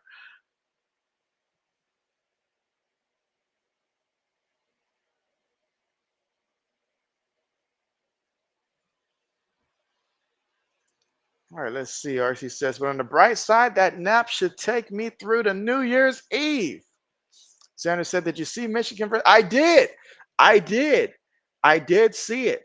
I mean, Jalen Milrow, he was out there. I mean, he was fumbling that ball left and right in that first quarter, man. It was wild.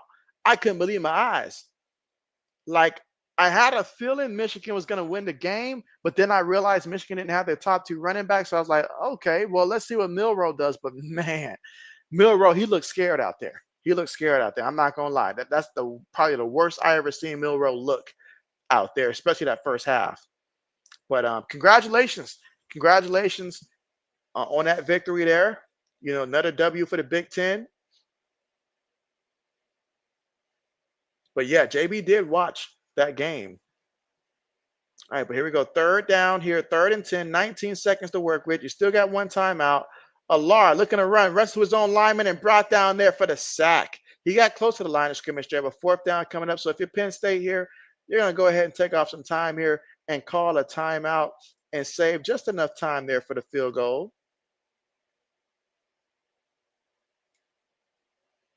All right, final timeout. RC says, JB, I ain't gonna tell you I've been having a ball with life, but I'm still here and alive. Hey, that's the part. You made it to the next chapter. This could be when things get better, right?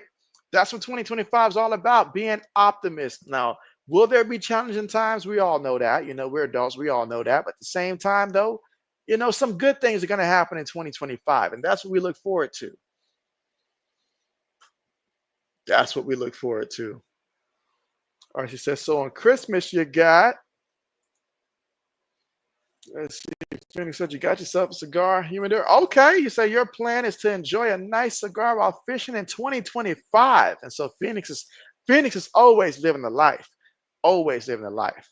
But I'm happy for you. I'm happy for you. Absolutely. Absolutely. Did you get the wife anything interesting, Phoenix? RC said, you got a coat, got a wallet, okay, some UV ray nighttime driving glasses. Hey, that's going to come in the clutch. Speaking of clutch, the kicker there for Penn State made the kick, and Penn State will get the football first to start off the second half when we return. But right now, the score is Penn State 17, Boise State 7. So that is the score at the end of the first half. And man, we knew that there was going to be some running in this one, but it's been Penn State. Katron Allen, he's got 10 carries for 76 yards here. He's been physical. He's been getting down and dirty out there. He's been running through guys, running around guys. It don't matter. He's been putting in the work. But Drew Alar, especially in that first quarter, he was throwing up some beautiful passes up there into the end zone. He's 10 for 17 for 144 yards and 2 touchdowns. And quite frankly, if one of his receivers could have made a play on that last drive, it could have been another one.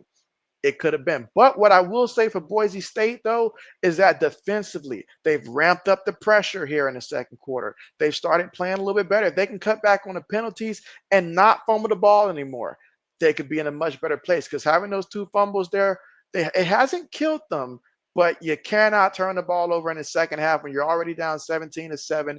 Penn State's going to get the football first. Defense has got to come out here, make some plays, and then offensively, got to find a way to get into the end zone again. You got to find a way to get into the end zone again. RC says you got an Iowa Hawkeyes fitted cap. Oh, word? Are you going to be wearing it when you go live or do some videos? Because I do want to see that cap. I'm sure Braden does too. RC says you also got a shaving razor kit.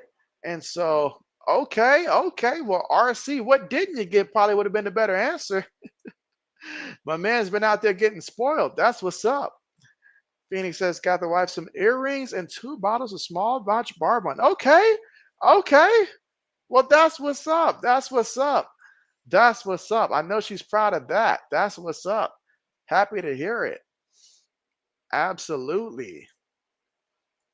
Braden says the way this game's been going, Boise State has to be happy. It's only 17-7. And so, absolutely.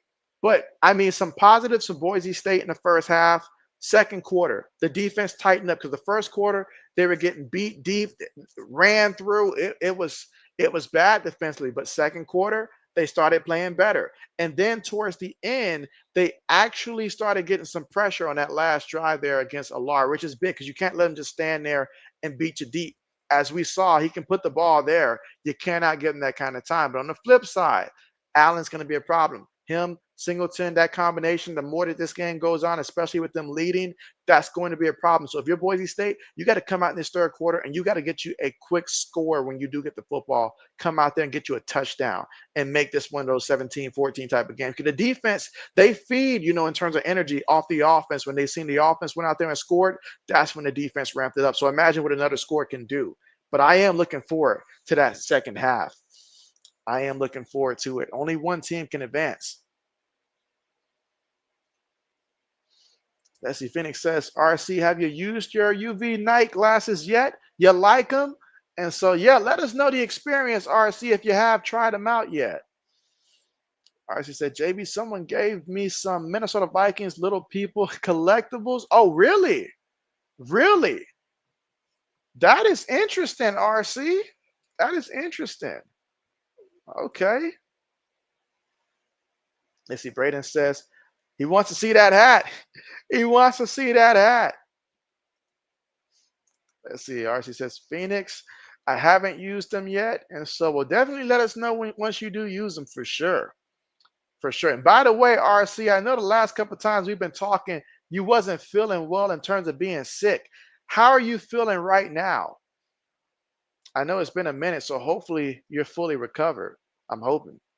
Laney says you got new headphones for listening to the streams through your phone and a new cup with your name engraved on it. Okay, you made ornaments with sun catchers for presents for everyone. Oh, that's nice. That's nice. That's nice. I like it, especially the part about the headphones to listen to JB streams and stuff. I like it. Absolutely. Let's see. Braden said got a bunch of Packer stuff, including some Packer pants and some new earbuds. Okay. That's what's up. RC says Boise State, you better stay close like butter play toast. Said nobody before. Laney says for 2025, you want to lose some weight and drink more water. Happy New Year to everyone. And so, oh, JB needs to drink more water for sure, for sure. And once JB gets a minute, though, I'll tell a little tale about what JB did about losing some weight and stuff like that. But Rising Rhino in the building, coming through. What's good with you? What's good with you? Rising Rhino in the house, he says. Braden says hello. RC says, Laney, you got some new headphones too? And so Stixo Main, what's good with you? And you say, yo, hey, RC, Crash of the Rhinos. Oh man, how was your Christmas? And I hope everybody here has a new happy new year. Happy New Year's Eve and a happy new year to you. Dusty says Rhino Raid. What's good with you? Braden says we got a raid. And Hardcore for All says raid Rhino. Yes. Sum it up. I appreciate that. And again, appreciate you. And thank you for coming through as we close out 2024. And man, can only imagine what Rising Rhino has in store for 2025, guys. I mean, will he go out there and do like 5 streams in a row in one day? You know it's coming. And so, Jane, what's good with you coming through there on the Rising Rhino raid? What's good with you? And Pure Adrenaline Sports, what's good with you as well? Coming through on the Rhino raid. Braden says, like and subscribe, people. Like and subscribe. Appreciate that, Braden. RC says, Rising Rhino and Stick of Maine, hello. They are here. Yes. And Jane says, go Penn State. Rising Rhino with love. And so, hey, we've got someone back in Penn State here. Absolutely. How far do we feel Penn State's going to go? That's a legitimate question because so far they've looked really impressive in this college football playoffs. Just how far will Penn State go? That is the question. And Dixon Way, always appreciate you coming through. What's good with you? And again, being a part of the Rising Rhino raid. And Rising Rhino himself says, let's go. And Jack says, Rhino raid. Scott says, Rising Rhino raid. And so G-Day mate. And so, hey, appreciate you coming through, Scott. And hey, absolutely, guys, let's welcome in 2025 the right way. James says, Happy New Year, most profitable to you. And so, yes, most profitable to everybody here. Let's all get rich in 2025. How about it? How about it? And Laney says, hello. Scott says, G-Day at JB and M Sports Fanatic. He say, wishing you and all your family and followers very happy New Year from Sydney, Australia. And so, oh, that's nice. That's nice. I've actually had a couple of clients that have told me that they were going to spend some time in Australia. Like when I spoke with them within the past month, that's where they were going to be spending their Christmas holiday and bringing in the new year. So absolutely wonderful place there, and absolutely wishing you and your family as well a happy new year. And man, I'm excited for 2025, guys. I'm excited. The one thing that I will say though is that I do miss the fact that obviously college football is coming to an end once we conclude, with all the college football playoffs and stuff, then the NFL. So at some point we're going to be missing football, but JB's going to enjoy every single second that we do have football for sure. And Phoenix says, hit that like button, guys. Absolutely. Laney says, yeah, RC, how are you? And Vince says, Rhino, you say a Buckeye fan. Hey, that's what's up. That's what's up. JB love the Ohio State Buckeyes for sure. For sure. JB will be going live tomorrow for the Ohio State and Oregon game. You already know. And so we've got to get our revenge here. We got to start off 2025 the right way here. And that means taking back what was taken from us by Oregon. So Ohio State, we've got to do it. We've got to do it. Let's see, Hardcore says, who do you like to win the whole tournament? Well, as a Buckeye fan, I'm hoping that is us. Keyword is hoping. But if it's not Ohio State, and we're not being biased here, if I had to choose another team to win the entire thing, honestly, I feel like Oregon's got a chance to do it. If it's not us, I feel like Oregon's got a chance to do it. If not Oregon, I could very well see Texas doing it as well. So those are some of the ones that I have there. But if not Ohio State, then Oregon. So basically, whoever wins that matchup tomorrow is who JB has as the favorite to win. Dixon Way says they are losing to your dogs. And so, how does the injury to Carson Beck like really affect the Bulldogs there? Because that's the biggest concern that I have there is just the quarterback play and the small sample size that I've seen from the quarterback. He seems like a runner, but I don't know much about his passing. But I'm curious to see how they do against Notre Dame. I am curious. In years past, I would have said the UGA would have probably stomped Notre Dame out.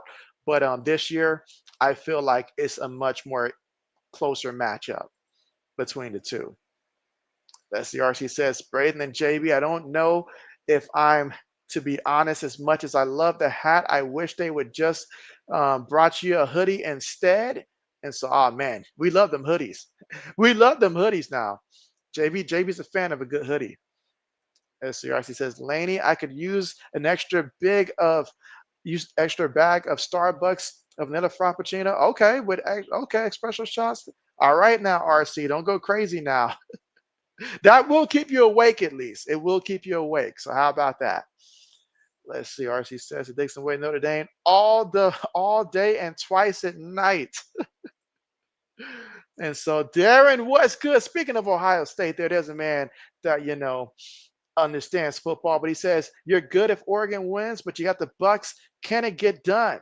And so it can get done because you think about a couple factors from the last game. And again, this is JB trying to keep it neutral, but as a Buckeye fan, it's going to come off a little bias here. But here's what you have to love if you're Ohio State. One thing that I've noticed about the Buckeyes in recent years, coming off of losses to Michigan, they typically play a lot better. Or I should say a loss to a team in the state of Michigan, like that loss for some reason really just makes us open up. And I feel like that loss really helped us in terms of opening up the playbook. We're going to be more passing, just like you saw the last game for Ohio State against Tennessee. It's going to be more passing, which is what we should have did in that game against Michigan there. And let's not forget when we played Oregon, they got that surprise onside kick that stole a possession away from us. Brilliant on their part, but I have to assume that we won't let that happen again. And then not to mention what happened at the end of the game, all that stuff, that craziness of just not being aware. I have to hope that they've grown from there. Now, my concern right now is going to be the field goal kicking. If we do get in a position to where we have to kick a field goal to win the game, can we honestly say without a shadow of a doubt that we trust our kicker to come through and make that kick? That is my fear right now, is that we would either end up defensively being the one where they kick it and they make it, or we have to kick it to win the game and we end up missing the field goal, just like a couple years ago against UGA. But aside from that, I'm looking forward to it because right now I feel like Ryan Day understands his job. It's up in the air. It's up in the air. And they lost to this team. They got that extra added motivation. It should count for something, right? It's hard to beat the team twice, but we'll see. Andrew says, remember, I guessed Penn State, you say wins by a minimum of 13 points. I remember. Hey, there's still plenty of time to go. We'll see how that third quarter go. But believe me, if it doesn't work out that way, JB will pretend not to remember that. How about that? Let's see. RC says, JB, I'm a hoodie nutcase. You say hats are optional. And so, oh yeah. Oh yeah. JB loves a good hoodie. Loves a good hoodie for sure. Let's see. Darren says, I can see the Bucks running away with the game, with the attitude from Tennessee game. We will definitely show stuff that's completely new, and Day is going to get it done too. I really hope so for Day. I really hope so because I feel like I know that we've been harsh on him, but honestly, I like Ryan Day as a coach. I do. It's unfortunate that we have all those losses to Michigan. It's really unfortunate. But that aside, though, if we can just go out there and open up the playbook the way that we did against Tennessee and utilize our receivers, because we have those receivers. Everybody knows Ohio State does a great job of stocking up on receivers, but quite frankly, we were too conservative in some big games. Even when we beat Penn State last time, we were still conservative in terms of just trying to run the ball because we got caught with the headline of having two, all Americans in the backfield. So we got to give them the ball, got to give them the ball, got to give them the ball, got to give them the ball. And teams know it.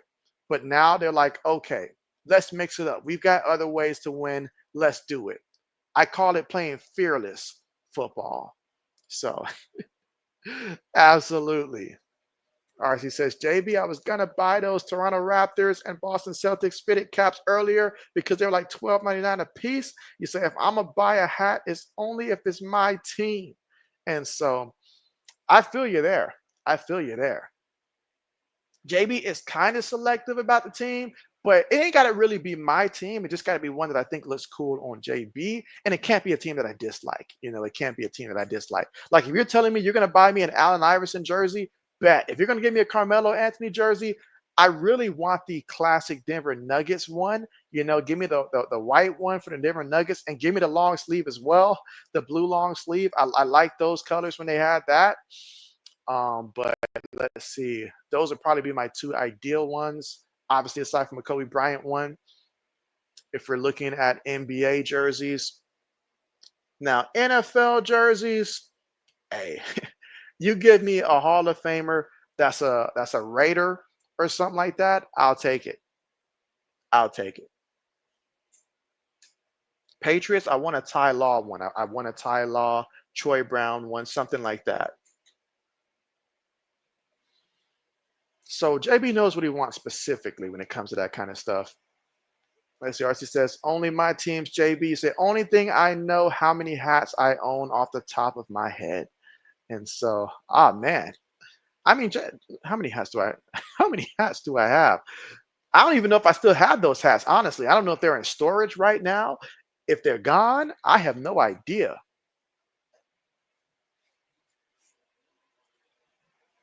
RC says, JB, I am partial to collecting women's basketball related stuff. And so, oh, bet, bet.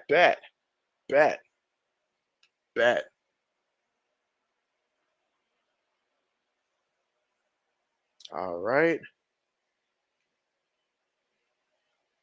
And again, we're waiting on the second half to get started here. And again, Penn State will get the football first. So I see this going one of two ways. Either Penn State comes out offensively, restarts the train, and drives it down there for a touchdown, or Boise State defensively keeps up what they did in the second quarter, and then it's going to come down to their offense. Can their offense find ways to capitalize? I mean, heck, the score right now is 17-7, but they did miss that field goal on their opening drive. If they make that field goal, we're looking at a 17-10 kind of game. And in a game like this, you can't go around missing field goals. You just can't. Arcee said, so what's been up, JB? You say you thought I retired. I said the same thing about Tyreek Hill on my fantasy team. But nah, JB just was not feeling well at all. And all I did last week was sleep. Like when I say sleep, I would wake up and it would already be like probably nighttime and then end up going back to sleep. Like I had no energy whatsoever. So I just spent a lot of time sleeping. Even when my own team was playing against Tennessee, Ohio State, I ended up missing most of that game, probably till like some part late third quarter. I was able to wake up and then look, and I was like, oh wow. Like I did not expect us to jump on Tennessee like that. Like we really just like we woke up. Like we want this type of, type of vibe. So I'm hoping that's the case tomorrow.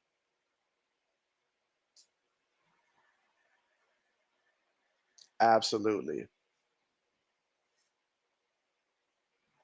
Meanwhile, I'm over here tracking that Minnesota versus Oklahoma City Thunder's game on my phone as well. Took the under for Julius Randle's points and assists. So I'm hoping I'm right about that.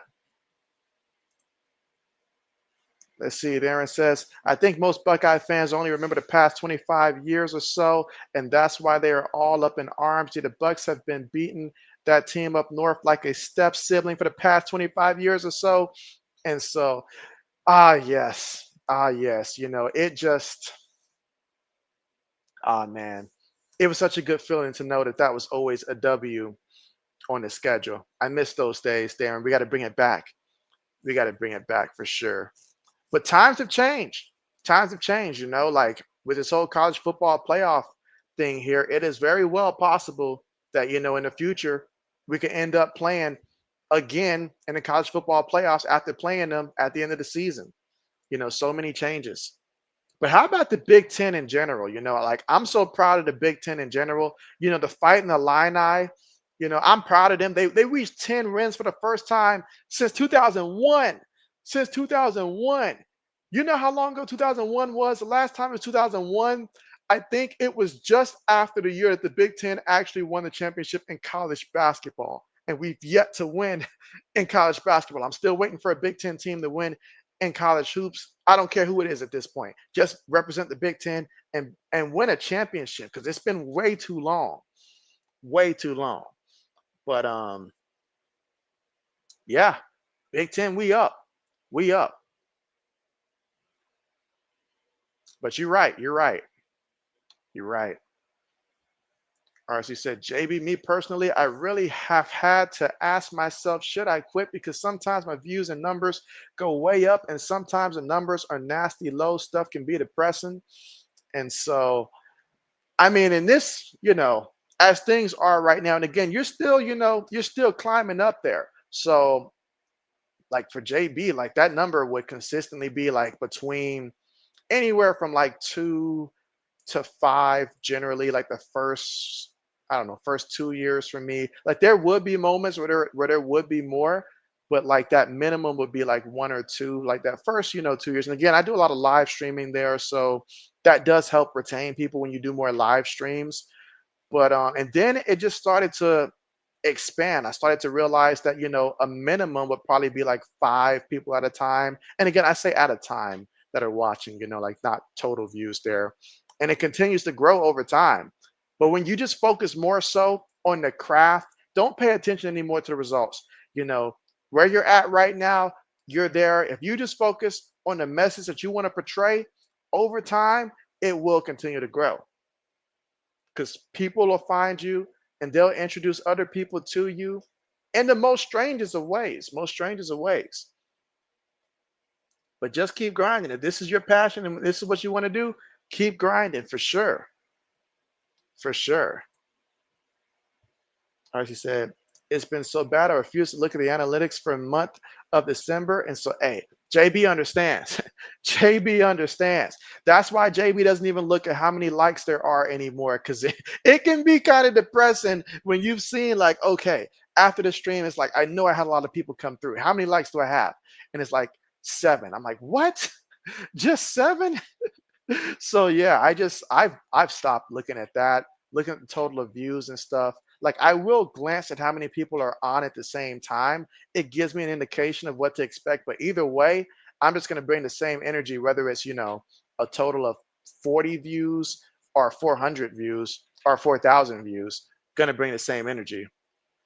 Now, if it's 4,000 plus, then of course I probably got to focus more so on the actual game as opposed to, getting to everybody's comment. But I try my best to get to, most of the comments.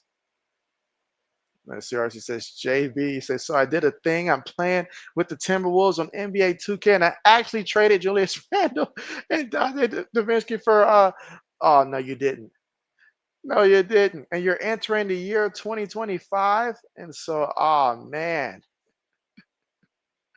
Oh, man. Let's see, Darren says, keep it up, JB. The YouTube world is going faster and faster every day. So keep pushing, keep grinding, and your day will come. Absolutely, absolutely. And so far, like I know it's been, like I haven't been able to stream as much, and I'm pretty sure if I was more consistent with that, but JB's got a lot of, in addition to actually feeling better lately, but just a lot of things JB's been trying to work on at once.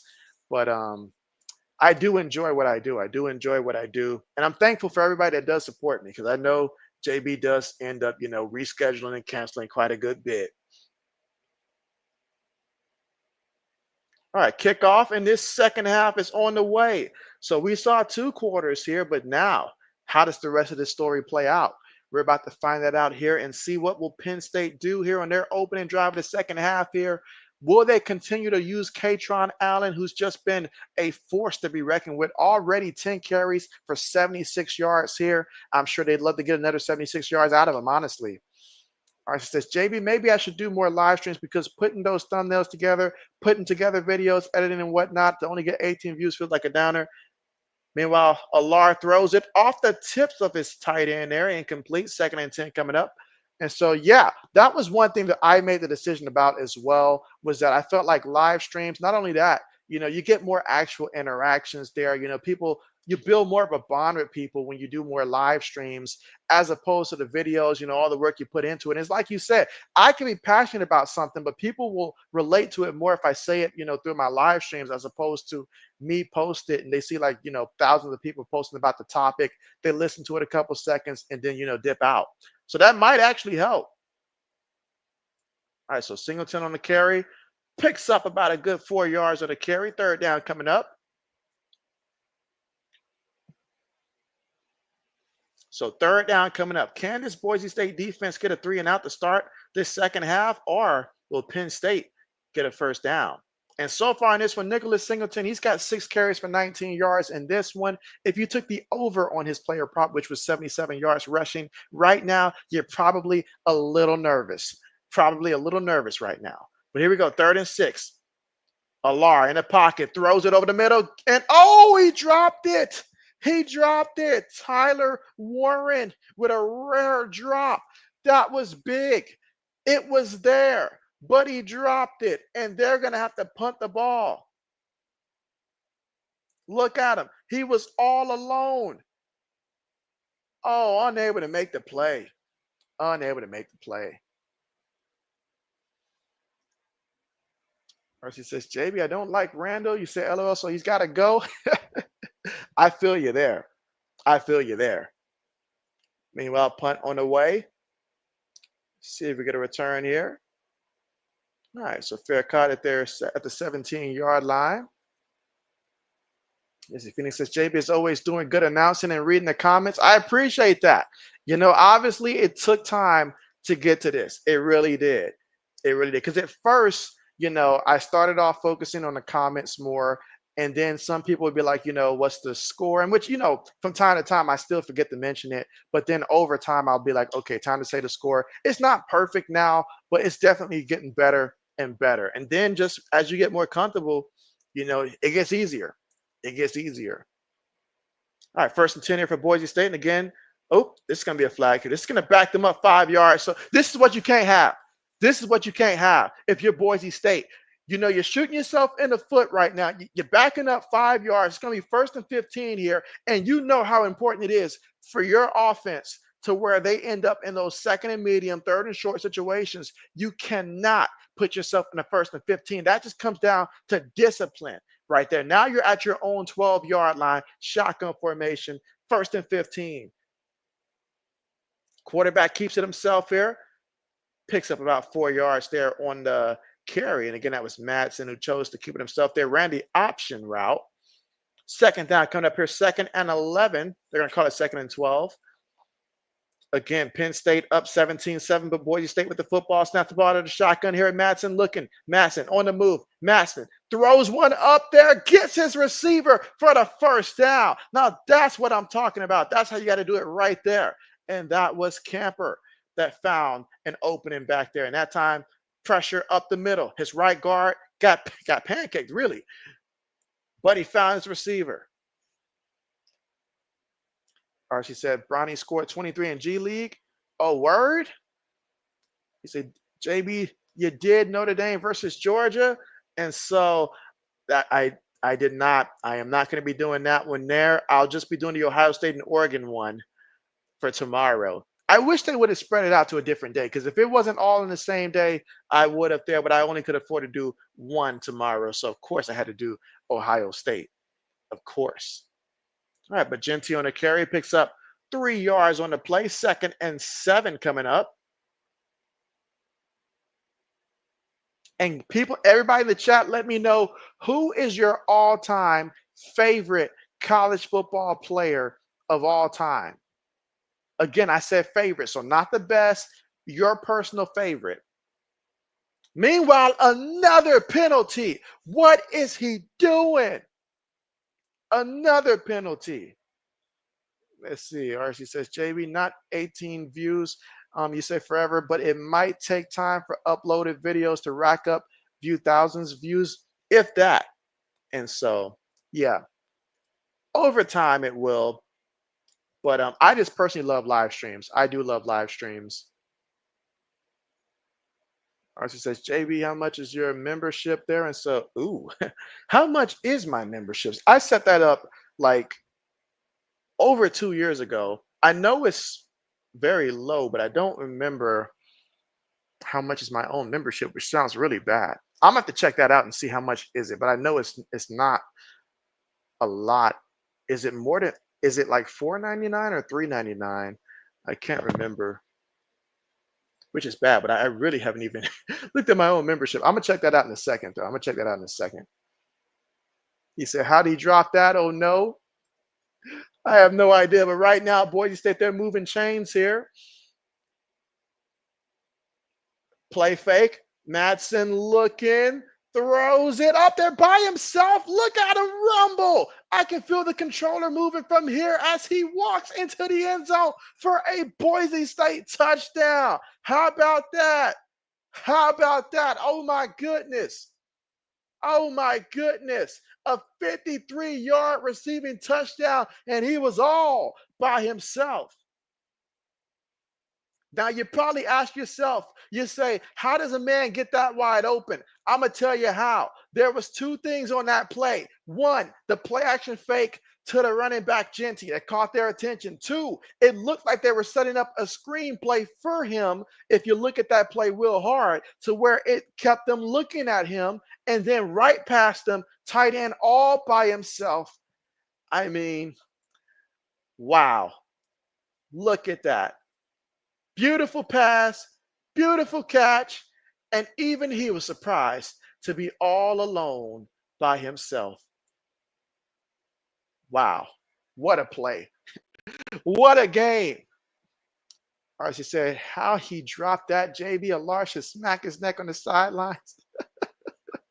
That would be villain type of activities right there. Archie says, beginning to look a lot like Valentine's Day. Uh-oh. Samuel's back.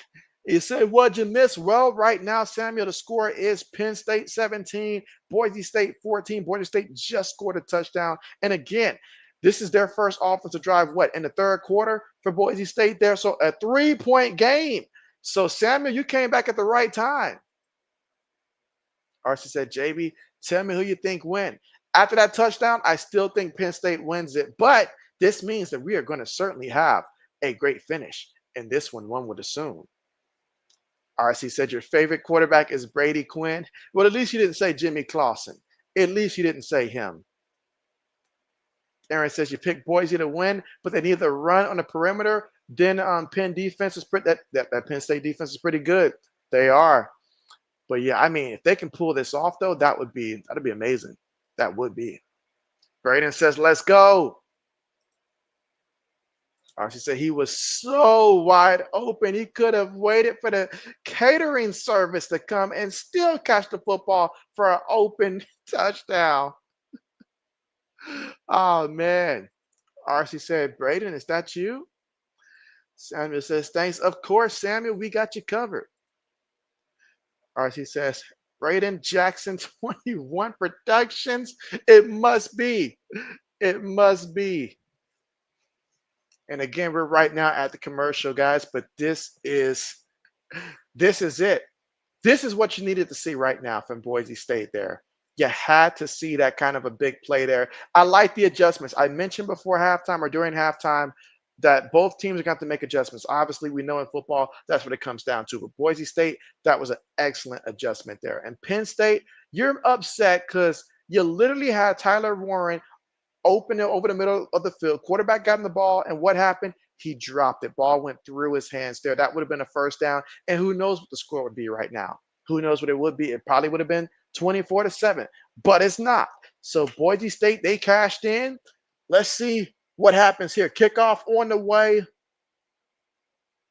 No return from Penn State. And just a reminder that JB's next live stream will be tomorrow, which will feature Oregon versus Ohio State tomorrow.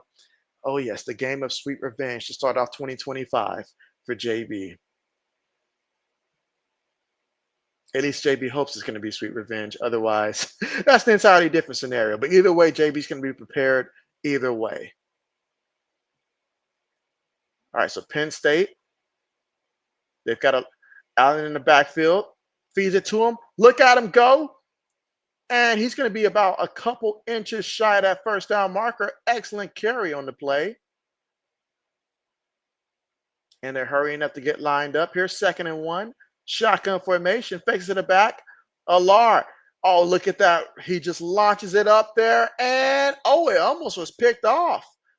Almost was picked off. Should have put a little bit more on that one. 3rd and 1 coming up. But excellent job there by Boise State to stay alert in that situation. That was actually a pretty good call. You don't like the results there, but that was a good call there because you could have caught them slacking on a short situation there. But Boise State was ready.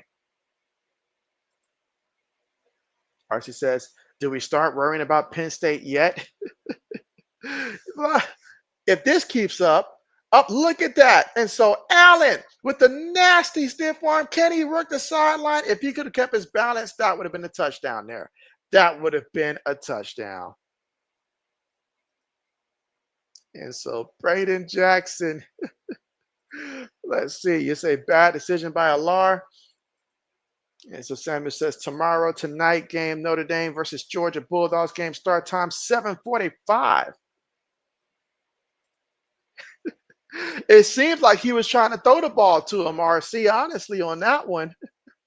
He was trying to throw the ball to him. But again, Katron Allen has already surpassed 100 yards rushing in this one. He's got 108 yards rushing off of 12 carries here. And he's just itching to get into the end zone and get his first touchdown today. You know he is. But we're currently at the commercial. I believe there was an injured player out there. But man, what a game it is. And we still got plenty of football left to go as we're just in the 3rd quarter with over 11 minutes to go.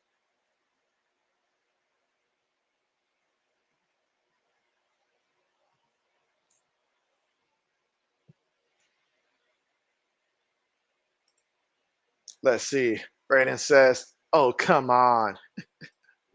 RC says, when Oregon and Ohio State play, so they play tomorrow at 5 p.m. Eastern time, I believe. 5 p.m. Eastern time is the start time for that one. So that will be JB's stream tomorrow. So you guys already know who JB's going to be rooting for there. The Ohio State Buckeyes. Everybody likes a good comeback story. But you guys let me know, who do you guys personally want to see win that one, Oregon or Ohio State?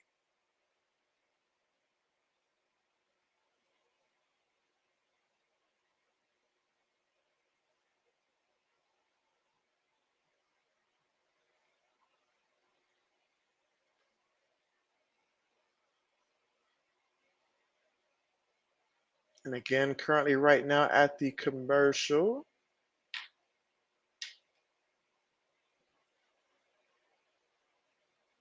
But this is a wonderful time of the year when it comes to football. We've got college football playoffs, soon the NFL playoffs, and even before then, that Lions and Vikings game, that's going to be huge. It's going to be huge.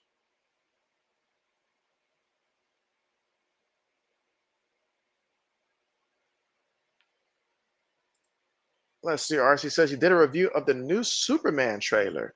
And so you made a video of that, RC? If so, I've got to check that out.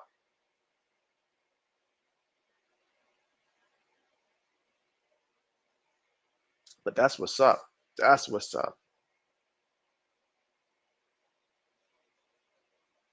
All right, so returning back to the action here. And again, the score right now, Penn State 17, Boise State 14. So if you left earlier in this one and you're just returning now and you're like, man, what happened? Well, right now, Penn State offensively, they've got to figure something out now. And I didn't think I'd be saying that at this point. Receiver goes in motion, feeds it to Singleton, and he's going to pick up a yard in the play. 2nd and 9 coming up again, 3rd quarter with 10 minutes and 50 seconds left to go. And again, the score right now, Penn State 17, Boise State 14. All right, they're going to hurry up and line it up. 2nd and 9. Singleton again. Oh, he's got some space. He's got some space. Picks up the first down. If they can get him going, that'll be excellent for them. But that's a first down. His best run of the night.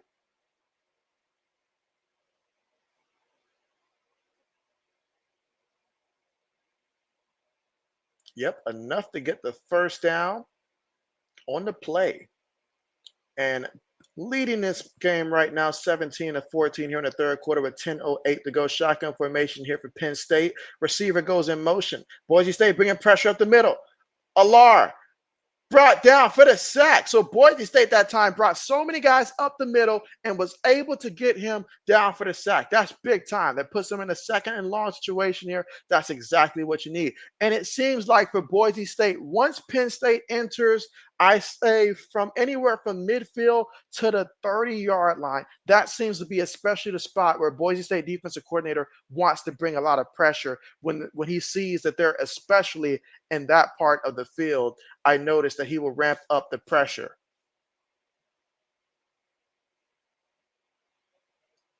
All right, so here they go. Shotgun gets the snap, throws it to his tight end, catches it, brought down immediately after the catch there. So now you got a third down coming up here. Again, third quarter with 9:05 left to go here in the third. RC said on my other channel, but I kind of want to do a second take before I release my first trailer review, unless you do too. Okay. You say, JB, it's weird because I have access to a computer sometimes now, but I've gotten so used to using my tablet and phone for videos. And so, hey, habits can be hard to break, right? Like what you're used to. All right, 3rd and 14. Alar running. All right, and Drew gets the first down, or did he? Wait a minute, there's a flag.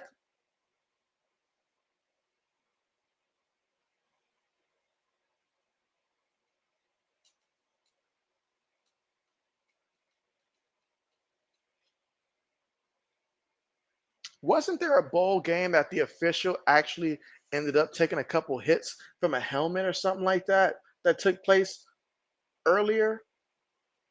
I feel like these referees are getting abused out there, but this was like after the game. Or she said they tacked them like a bunch of potatoes. Let's see. Samuel says next month, NCAA College National Championship Trophy at Mercedes-Benz Stadium in Atlanta, Georgia. And that's going to be January 20th, which is a Monday, 2025 game start time, 6:30 p.m. Our tickets priced crazy. Oh, really? What kind of price we talking about, Samuel? All right, so 8:24 to go in the third. Again, 17-14 is the score with Penn State leading. There's a penalty.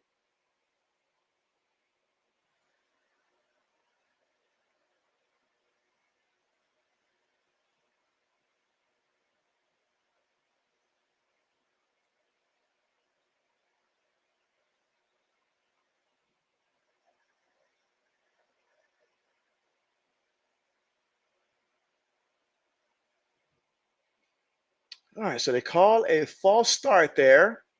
And James Franklin is not happy at all about this.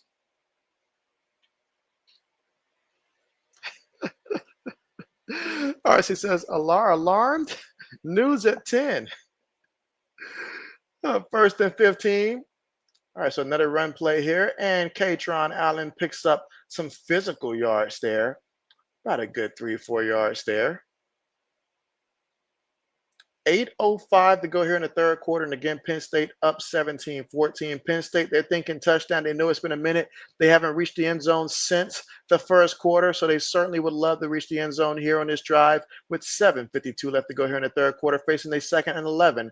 And again, up by 3 points, 17-14. But right now, they're in the red zone. They're thinking touchdown. All right, 2 receivers, 2 tight ends, 1 back, play fake. Alar moving. Alar throws that one away, does the smart thing, throw that one away.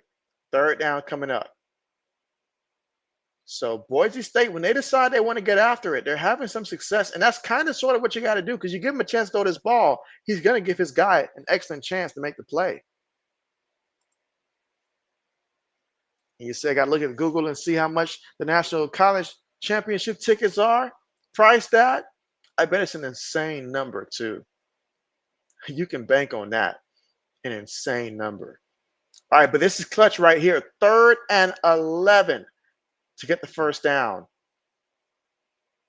And they're 13 yards away from the end zone. Penn State calling for the ball, gets the snap. Alar looking. Alar throws one up there, gets it in the end zone for a touchdown. And honestly, he had too much time on that one. I can tell when he was staying in that pocket, despite the fact it looked like they were sending a rush, he stood firm in that pocket. And I knew if he threw that ball, it was likely going to be caught. And that's exactly what happened. And again, Tyler Warren said, I won't be dropping that pass.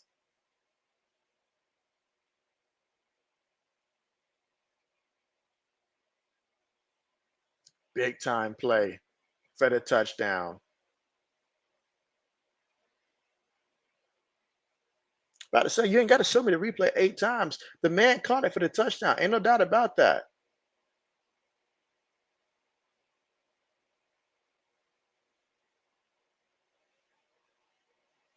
All right, this makes me concerned because it's like, okay, is there something that they're seeing that I just haven't seen? Because I clearly saw the catch. I clearly saw 1 foot. And Braden says, dang it. Oh, I think JB's tablet saying the same thing.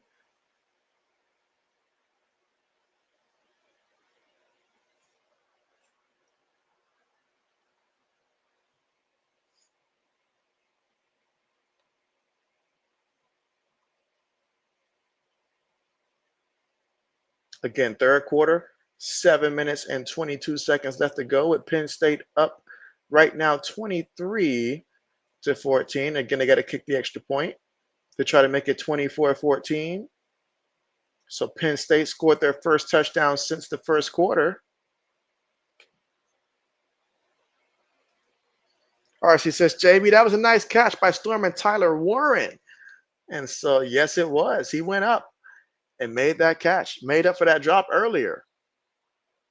RC said, JB, they glitching, showing a replay 6 times like the video games.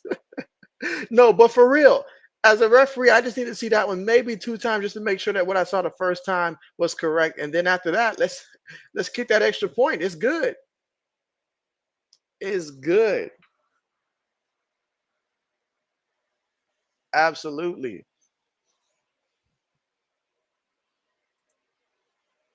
Let's see. RC says, Penn State answered the bell. Like, and so, yes, yes, yes, they did. So now, if you're Boise State, you saw the defense give up a touchdown, but you know what? As an offense, you got to come out and score something. Even if it's not a touchdown, just scoring a field goal and responding back like, hey, we're not going anywhere. You're not about to come up here and, start getting some distance. So it's important on this drive that they come out, move the ball, get some points.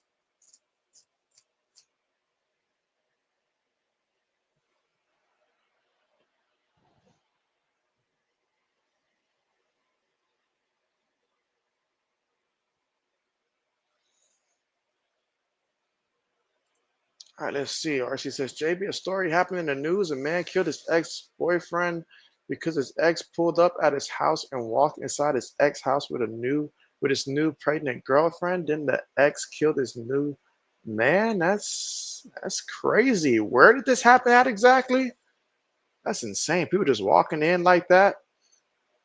And Samuel says, goodbye, RIP 2024. And so, oh man, JB's all about hearing, everybody's favorite sports memory for 2024. If you have a favorite, life memory for this year as well that you want to mention, feel free to mention that as well. But if you got a favorite sports memory that you want to mention for 2024, then feel free to go ahead and put it in the comment. Samuel says, next up soon, 2025.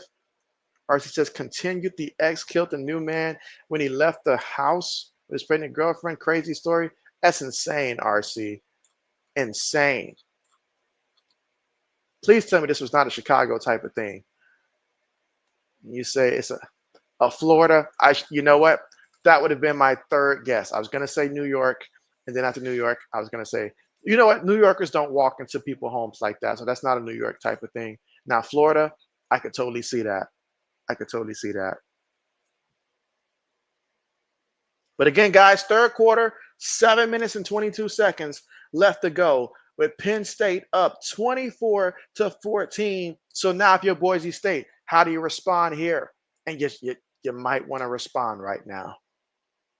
I'm not saying it's do or die because the defense has definitely woken up since that first quarter, but you certainly would feel better if you went out there and scored something.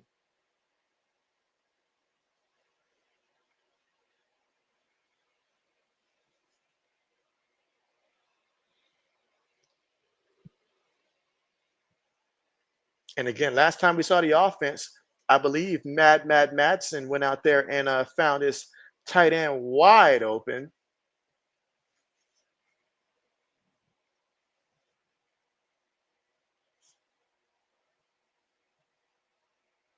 All right, so first and 10 here for the offense from their own 25-yard line.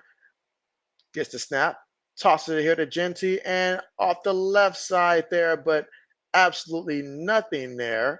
Penn State ready for it. Penn State has already declared they're not going to let that guy be the reason that Boise State wins this one. Boise State's going to have to find other methods to make that happen. RC said the X shot 25 rounds at the car as he was driving away, and he wasn't supposed to even have a few weapons because he was a felon. Oh man, that's insane, man. All right, throws it to his receiver, gets the completion there, but third down coming up. Just a big third down here. The last thing you want is to get a ball back to Penn State if you are Boise State. Now, of course, if you're Penn State, of course you want that ball back because this is the perfect opportunity up 2 possessions to go out there, take some time off the clock, and try to score again. If you're Boise State, you got to think about your defense. They will get tired continuously having to defend Penn State's offense against the run. Third and 7. Can they get a first down from their own 28-yard line? Shotgun formation. Pressure all around him. Throws it. And, oh, he gets the completion. What an excellent job there to get it to his receiver, and he made the catch. Good job. And so Laney says, so he killed the ex that had the pregnant girlfriend or his new boyfriend. And so it's confusing, right? It's confusing.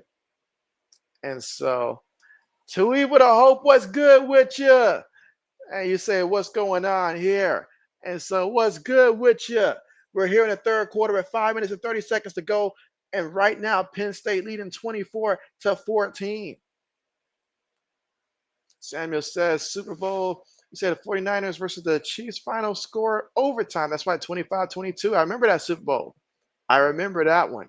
It's one heck of a Super Bowl. He said, where's in the Zoe, the Lions fan? And so that is a great question there. I hear that somehow, some way, my stream is showing up on Zoe's channel. And so I haven't verified that one myself there. But if that is the case there, then I know that we have it set up that way for our like weekly show, but this is the first time I'm seeing that actually happen outside of that. So I'm not entirely sure how that's even possible that happened. But that's I haven't had Zoe reach out to me yet, or at least I haven't seen it yet. But I'll definitely have to tell him what happened. But that's kind of crazy. But hey, I'm all for it. It helps Zoe out, definitely get a couple of views as well. Helps me out, get some publicity. So it's a win-win situation for sure. For sure. Let's see. You say you're doing well. Bet. Happy to hear it. Happy to hear it. And again, what are we looking forward to the most in 2025? Like, if you could have one thing happen in 2025, everybody, what would you like to see happen in 2025 for you personally? All right, meanwhile, second and 7 here for Boise State. Receiver goes in motion. They give the Genty, and Genty, oh, bounces off of one guy. Okay. Oh, brought down after picking up 2 yards there on the play. I mean, he's fighting, y'all. He's fighting 17 carries for 48 yards, but it's a long day. It's a long day for him. But I will give him credit, though. I'll give him credit for that. And so Samuel says, hi, Laney. And so, yeah, that's crazy that that played out that way because I had no idea that that was going to be the case at all. All right, 3rd and 5, throws it, gets the completion, shakes away from a guy, and picks up the first down there. Excellent job. So right now, Boise State, they are moving the ball, and that's exactly what you want to say. Even if they come up short and they end up with a field goal, that still would be a W. Now, obviously, they're thinking touchdown right now, but just to come away with some type of score right now would be really huge. So they're down 10 points. 3rd quarter, 2 minutes and 47 seconds to go, but there's still plenty of time here. So you continue to move the ball. Again, this current drive right now, 8 plays, 40 yards, and about 4 minutes and 30 seconds to turn time possession off the clock here on this current drive here for Boise State. And they've got the ball at the 35-yard line of Penn State. 2 seconds right now on the play clock. Snaps it, throws it over the middle, gets it completed there, fighting forward there for every yard he can before the referees blow this one dead.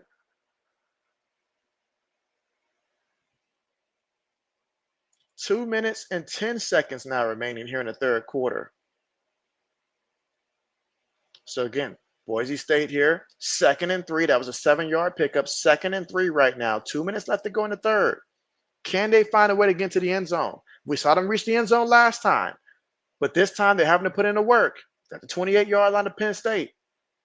Receiver goes in motion, snaps it, running play, and Genty takes it all the way to the 21-yard line. Okay, and the more carries he gets, that increases the odds that at some point he's gonna break one. It may not be the big runs we're used to seeing, but 8 yards here, 10 yards here, 6 yards here, they will certainly take that. And over time, that defense will get tired.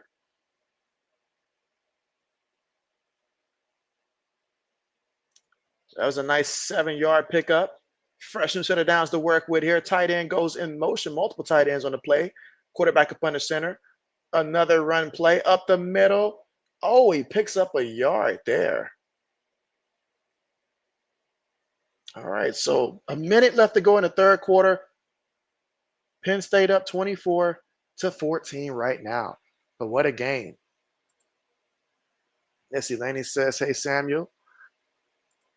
Let's see, RC says, Laney killed his ex-boyfriend that got the woman pregnant, thus leaving himself incarcerated. Ex-man dead and pregnant woman now living and now a single mom. And so, oh man, that's a tragic triangle there. And so let's see.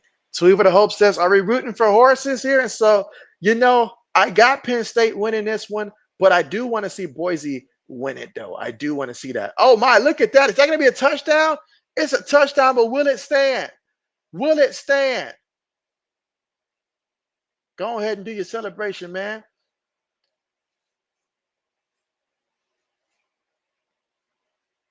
Ooh. Personal foul. Wow. Personal foul?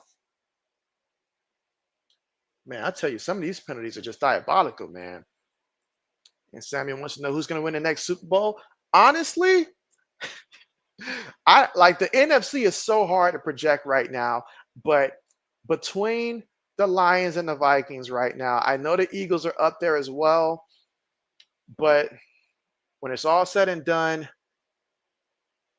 it's just tough. It's tough. Like I can't even commit right now. I previously was going to Detroit, but I don't feel as strongly with all the injuries that they've had. Meanwhile, quick pass to Gentia, and he's not going anywhere. 3rd down coming up. So that penalty really hurt them big time. Those are the kind of penalties that you have to avoid. You have to avoid. But right now, from what I've seen, I've got to go maybe could be Vikings versus the Bills. It could be Vikings versus the Bills, but I don't know. It's just it's crazy. This is like really crazy to try to choose. But what I do know is that it's the end of the 3rd quarter and that Penn State is up 24-14. But right now, Boise State has their work cut out. 3rd and 25 from the Penn State 36-yard line. So at the very least, at least give yourself an opportunity to come away with a field goal. Let's see. Too Able to Hope says the planet split in half completely. Oh man. Laney says, oh, okay, yeah, really bad. Let's see. Laney says you would like to get your back fixed where it doesn't hurt to walk or stand, so you can get a job if you don't get your disability. And so, oh man, well, definitely, I'm hoping that that it eases up in terms of the pain there. It would be lovely to have you pain free and able to walk, because I know that old man was dealing with something similar when I first came across him. And so, definitely hoping that you will be able to get better and be able to hit that work field as well. Absolutely, but definitely hoping you get better and recover. Let's see. You say that would be fun for at least 10 seconds. You say at least 10 seconds. You say the Vikings are going to win the next Super Bowl. And so tell me this. Do you feel or do you want for Sam Darnold to come back and be the quarterback for the Minnesota Vikings next year? Now, obviously, if he come back, it has to be a team-friendly deal. We get that. But do you want Sam Darnold to come back as next year's QB1? Or are you like, you know what? Let him walk, chase the bag. You're happy with J.J. McCarthy? Or does it not even matter to you? Let me know. And you say, I have never predicted before in your life. And so understand that. Samuel says, hi, everyone. You say, y'all, New Year countdown 2025, New York live stream now. And so on YouTube. And so, yes, the good old countdown. Absolutely. Yes, the final hours wind down. You say, when he wins the Super Bowl, the Wolves will have zero choice but to pay him. And so, hey, you win a Super Bowl, you got to get paid. I mean, unless you're Trent Dilfer, which is probably the only exception. Everybody else, you got to get paid, right? You got to, because that's why you play to win Super Bowls. It doesn't matter who does it. You find somebody that can do it, you pay them. So that would be perfect for him and for Minnesota. You say they would pay him happily, building a statue outside the stadium.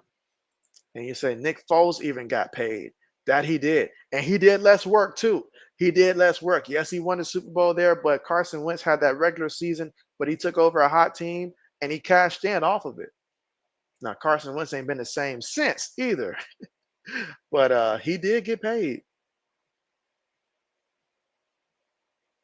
Heck, I seen Brock Osweiler get paid somehow when it really wasn't on him.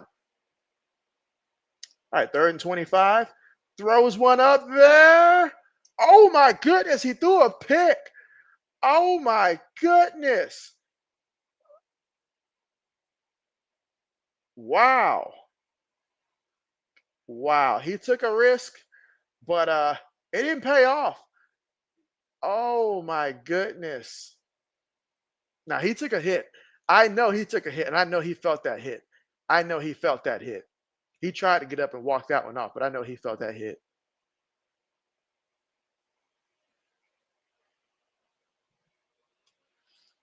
Absolutely. You say he was cheeks afterwards.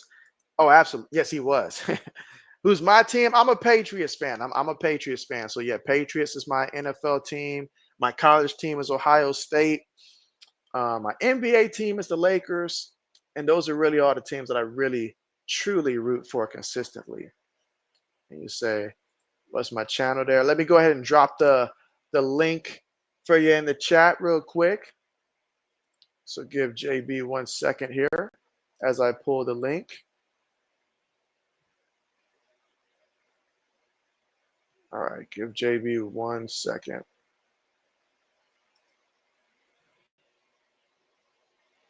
All right, and again, that was a massive interception right there. Massive. All right, so let's see.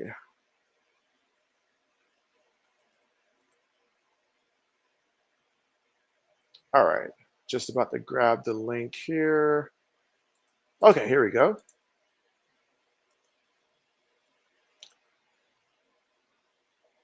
Let's see, you say the Pats are in the dark ages? Yes, yes, yes. But you know what? That's sports, right? That is sports. All right, so that will take you to my channel there. And I appreciate the sub in advance. All right. So you say, is Drake May the answer? Drake May, he is the answer in terms of bringing us back to relevance, but it's going to be a good while before we reach that. He might end up having the kind of career that Carson Palmer had, where Carson Palmer, lights it up, but the team around him lucky to get to a wild card, at like every once in a while. So, but he definitely is the guy. He just gonna need a lot of help to help him and an offensive line, so he doesn't go out there and get Andrew Luck or nothing like that. You say, hell, is Gerard Mayo the right coach? No, no, Gerard Mayo is not the right coach. He's not the right coach. And it's not because of the losing, because it was expected to lose. It's the way he conducts himself in the press conference. He'll say something one day and backtrack it the next day. He'll tell us such and such is going to start, and then he'll basically go out there and basically like renege, and it's going to be somebody else. So you can't trust what he says. He just acts on impulse. He doesn't give us any type of a competitive edge like before the games. He doesn't make adjustments. He's destroying a defense that was already decent before him. So he gives us no advantage, and there's no point. He's lost. He's lost. He's just lost out there. Let's see. Samuel says, breaking news, New Year's countdown hours. You say 1 and 34, an hour 34. So, man, it's counting down. You say, do I think he's just nervous? At first, I gave him a lot of grace at first. I really did. But the same reason why I feel that Antonio Pierce is not the right coach for the Raiders is the same reason I feel like for New England. Even if you're a new coach, when Dan Campbell's first year in Detroit, he brought a culture. Guys respected him. They liked playing for him. Gerard Mayo, his players may like him because he's a former player, but he has no culture. He does not make adjustments well. He has a lot to learn, but this is too deep of a hole for him to be able to figure it out. That the Patriots would never give him enough time for what he would truly need to learn how to do his role. And so, yeah. I can go ahead. It is JB&M Sports Fanatic. I'll even go ahead and type it out in the chat there for you. But JB&M Sports Fanatic.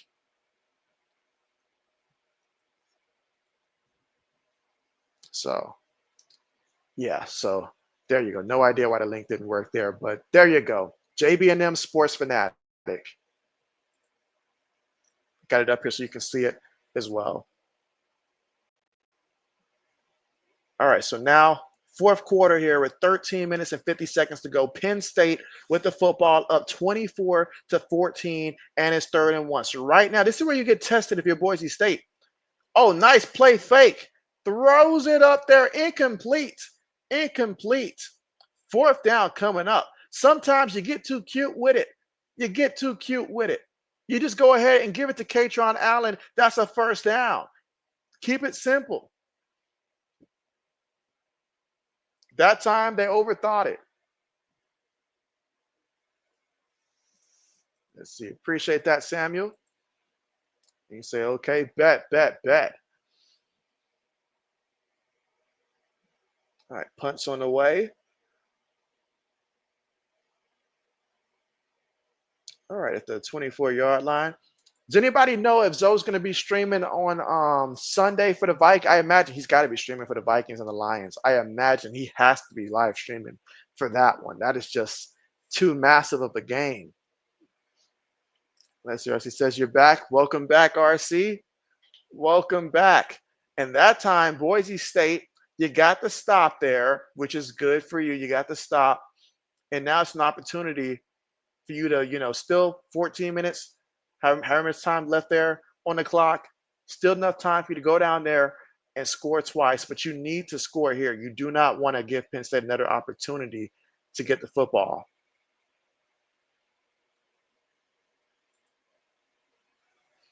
And so RC says, JB, are you back sporadically now? And so, well, I put up today's stream. I put up Wednesday, and on Friday it's going to be the talk show with me, Zoe, and Old Man. So I put that up for now. And so weekends, with the exception being the playoffs, will probably be different. But JB will be leaving the country towards like sometime around January 23rd. I'll be heading to the Philippines, and I will be with my wife probably for about a good month. So during that time, JB will not be streaming during that time until I return from that trip. So it should be approximately anywhere between 3 to 5 weeks, just whenever her visa gets approved and she can return with me to the US. So we've been on this journey for like more than 2 years now. So we're looking forward to that. So yes, JB, once January 23rd hits, I will be, I guess you can say, MIA for about a month during that time. You say, am I referring to myself in third person? I tend to do that a lot. I am referring to myself there. I tend to do that a lot. I don't know if it's the way I tell like stories and stuff. I like to say it from like third person point of view, but yes, I'm referring to me. I need to stop doing that. I don't know how I started doing that, but I do need to stop doing that. Someone else mentioned that to me like probably about a month or two ago, I think. Someone else mentioned that as well. This is the second time someone has called me out for it. Leslie Archie says, JB question, can I still upload like say shorts and videos that are like 2 days old, like videos in my reserves that I rather post them than delete them? And so, I mean, of course, of course, especially, depending on the content of it, but still, some people, even if you post it on time, they won't see it till a couple of days later anyway. So it doesn't hurt to put it out there. There's no penalty for posting it late or later, 2 days later.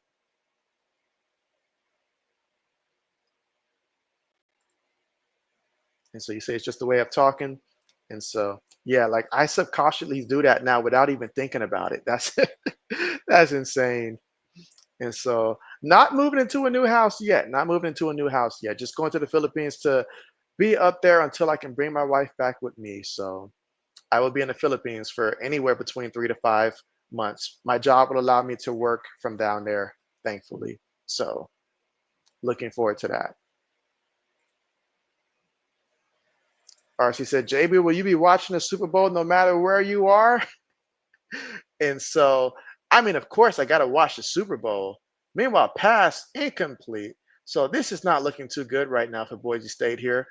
After that interception you threw last time, now you find yourself here 3rd and 21. So another third and long situation. Right now, you're down 10 points. It's the fourth quarter, 13 minutes and 16 seconds. You're deep in your own territory.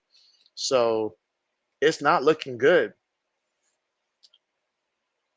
Got to find a way to make a play, maybe even draw a penalty, whatever it takes.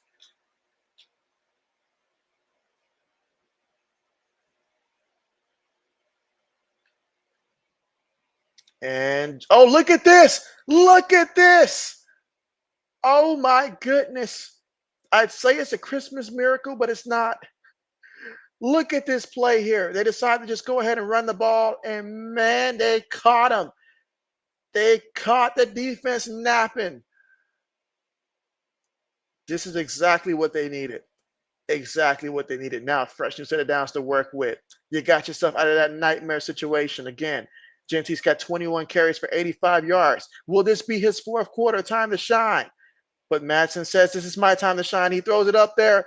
I don't know if he was trying to, it looks like he was trying to throw an interception on purpose there. But Bates is fired up, so this has to be a flag there against the defense.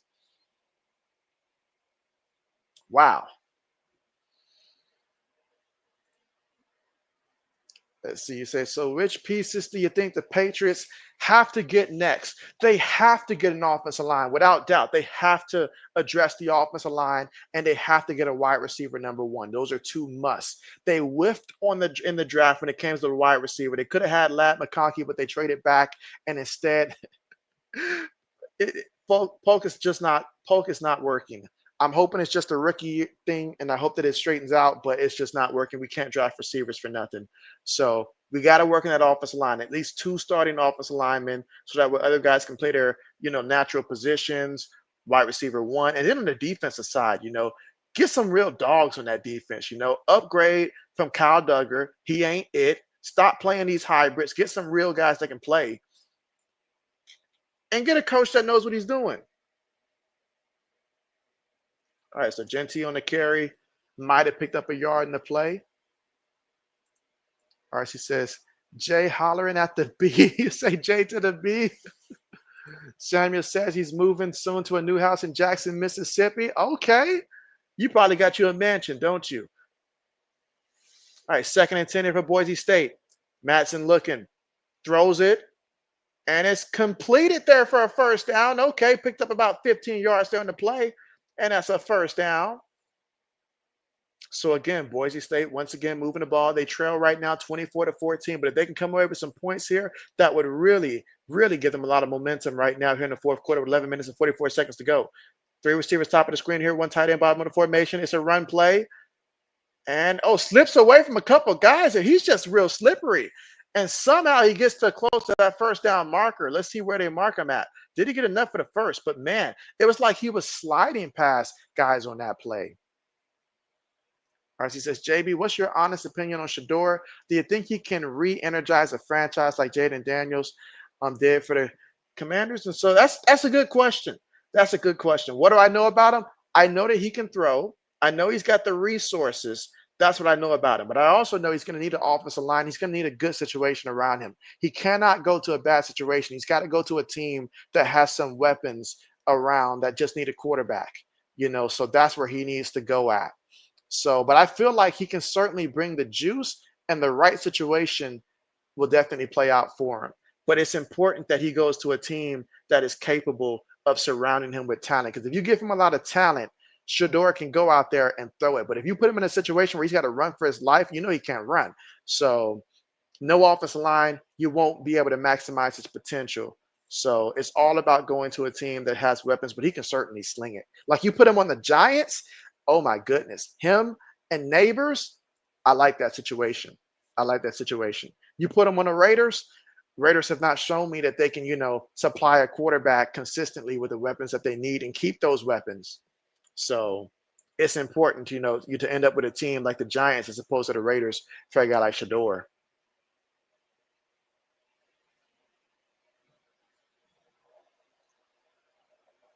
Let's see. RC says you'll be sleeping in Samuel's new garage next to the possum and golf cars.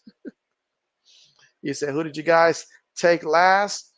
And so, which receiver did we last take? And so we took 2 receivers. We took Polk from Washington. I don't know why I can't think of his first name. But we took Polk at receiver with our 2nd round pick.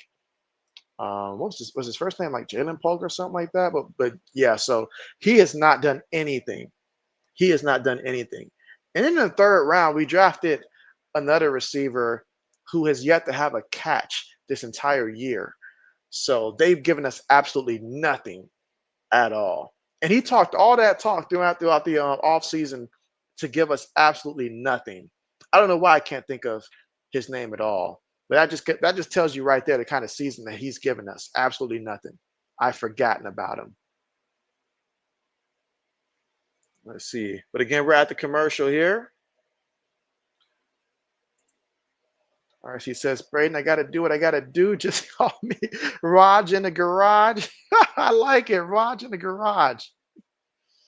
And you say you wouldn't trust Shador in a team that doesn't have a coach like KOC or Shanahan. And so that certainly would help maximize his potential for sure. Can you imagine if he had one of them as a coach? You say, very interesting point.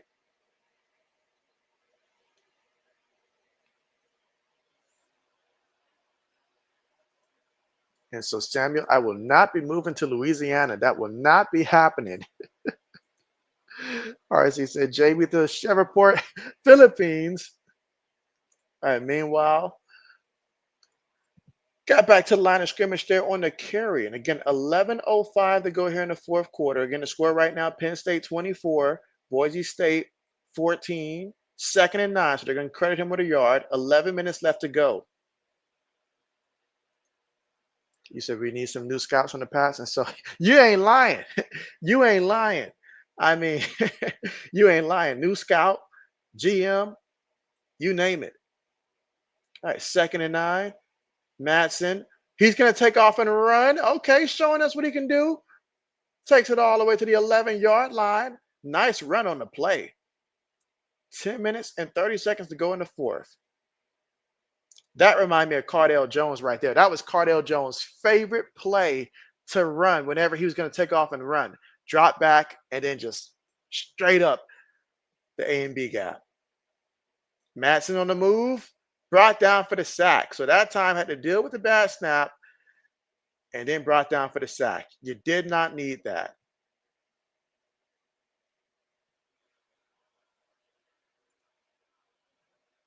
RC says, what's everyone doing to bring in the new year tonight? RC said, JB, you impressed tonight with he said State Penn. I see what you did there, RC. I mean, I was very impressed with what they did against SMU because SMU quarterback was lost. And this has been a good game. And so I've seen some good things from Penn State. I have. But does it change my opinion on how far if they're going to go? I'm not going to say that. No. Madsen. Oh, that's a catch you got to have. That's a catch you have to have.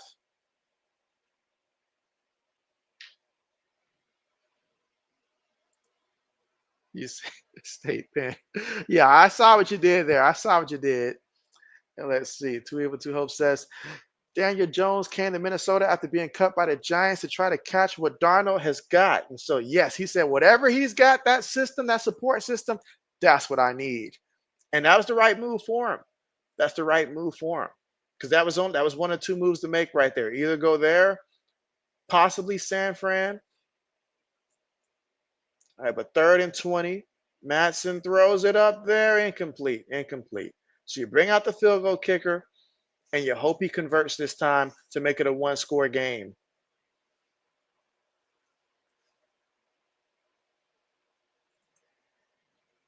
Samuel says, am I going to be moving to Nashville, Tennessee? And so not exactly. Not exactly. Let's see. You say, is the Jets organization the worst NFL organization since the Browns? You know what? If we're talking purely just worst organizations, I mean, those two, they take the cake. He missed another kick. He's 0 for 2. He's a 0 for 2. Delma's out here handing out traumas to people in bunches. Look at this. First, he missed it to the left. Now he misses it to the right. I guess one side isn't good enough for him. Look at this. Your team needs you. Oh, my goodness. Oh, my goodness. Wow. Wow. That's all I can say is wow. But personally, between the two, having watched the Jets for so long, they've been consistently, I guess you could say, the worst organization, I could say. But that being said, I mean, how can you outdo the Browns also? Like when the Browns decide to do something bad, like they go all out. So, because you guys remember that time where the Cleveland Browns they couldn't even complete a trade for AJ McCarron when they had worked out a deal to trade for AJ McCarron, but they couldn't even figure out how to just get the simple paperwork done to make it happen. Couple of years, this is more than a couple of years ago. I don't know how long ago this was. Probably I don't even remember the year, but it was some years ago. They couldn't even complete a simple trade, guys. Like the most basic of basic stuff. Even bad teams know how to make a trade happen. And then there's the Jets, basically committing to a guy that's not even on their organization and Aaron Rodgers and making moves for him before he even joins the team. Like you go and get his people and just insane. Insane. Let's see. Samuel says, why moving to Nashville, Tennessee? So you're moving to Tennessee to become a Titans fan? I don't think that's a requirement at all. But JB will not be moving to Tennessee. RC said he made it. More like Will made it, but he did not make it. And you say, do you want to know the secret sauce to Donald's success? And so let us in. Let us in. The secret sauce. Let us in. And so RC says, JB, he made the kick. What you saying? Well, if he made the kick, then JB needs to go and get some bifocals at this point. RC says his real name is Sam Arnold. Sam Arnold.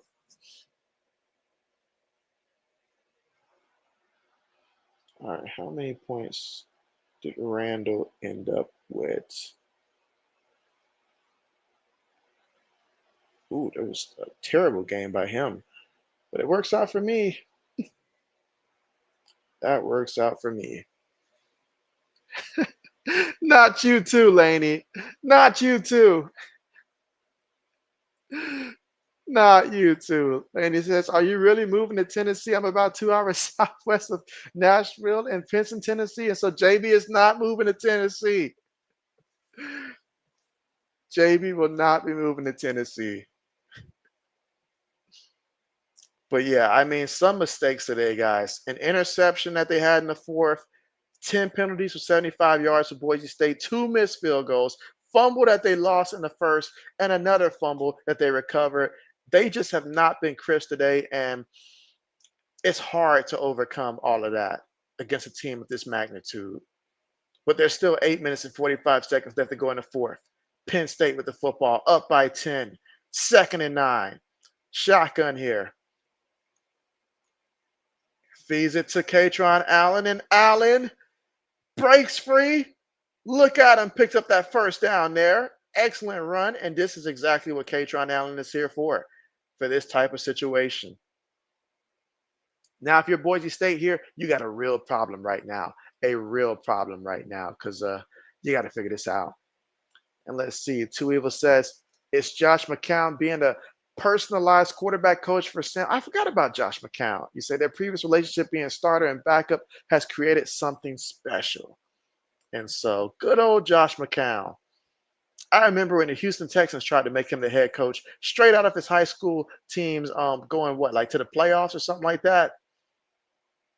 But that got shut down. Katron Allen picks up about 7-8 yards on the play. Laney says, dang, got excited there for a minute. RC says, oh, JB, you're right. He missed it. And Samuel says, why? You say, please move to Tennessee. RC said, JB, I thought he made it. And so I thought you were just messing with me, RC. Braden says, JB will be going to Neyland Stadium to plant an Ohio State flag. Oh, come on now, Braden. You know what? I didn't even think about that, Braden. I didn't think about that. Oh, wow. So Aller kept the ball there. Probably should have handed off. But there's 7 minutes left to go here in this one. So right now, it's 3rd down. If you're Boise State here, this is a must-stop situation. Must-stop situation. And right now, you've got zero, absolutely zero confidence in your kicker to be in that situation again. So you really know that you need to score a touchdown if you get this ball in another opportunity. Rating size. RC says Chicago is sort of pressing. He says, all I asked for was a Caitlin Clark bobblehead for Christmas. That's all. That's it. That's all. All right, 3rd and 8 here from Penn State. Allard throws it over the middle, gets the completion, and gets brought down. I thought the referee was about to make the tackle. He was all in the way on that play. But that's a 1st down for Penn State. And again, Katron Allen, 15 carries, 131 yards rushing. My man is out there running hard today, guys.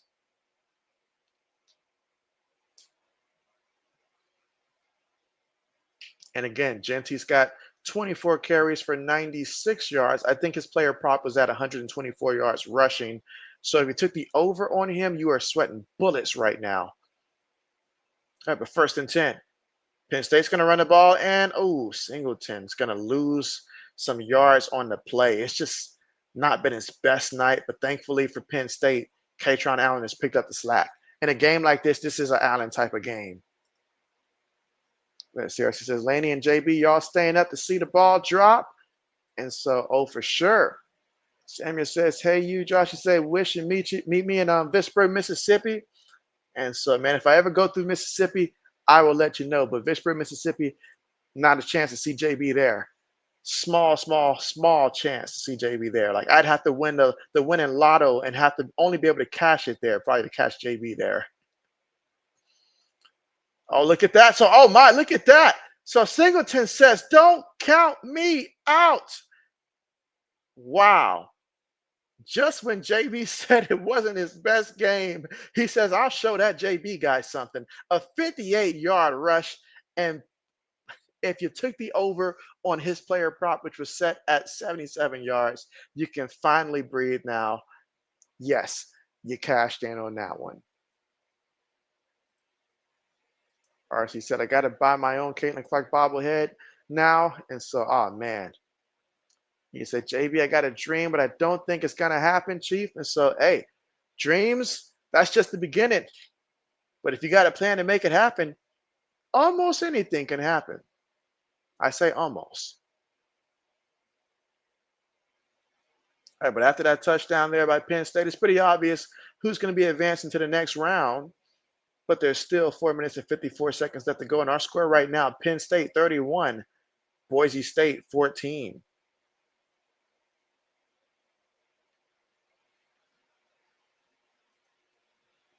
RC said JB is moving to Portland, Oregon. Let's see, Samuel says, "Hey, Eulani at Tennessee." And he says, "Yes, Samuel lives in Tennessee." Absolutely. And again, no need for me to still have that up there. Take that down.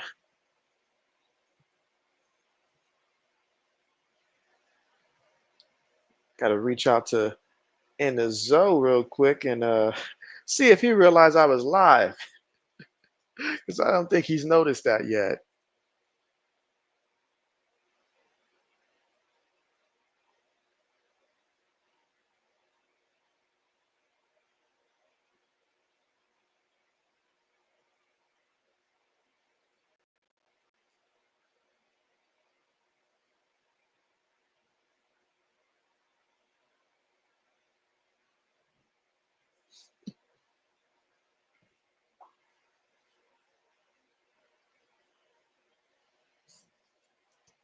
All right, so we got 4 minutes and 54 seconds left in this one. Right now, if you're Penn State, you are feeling really good because now we're talking about going to that Final Four. Meanwhile, if you're Boise State here, you got a lot of regret, but you're still going to fight hard to the end.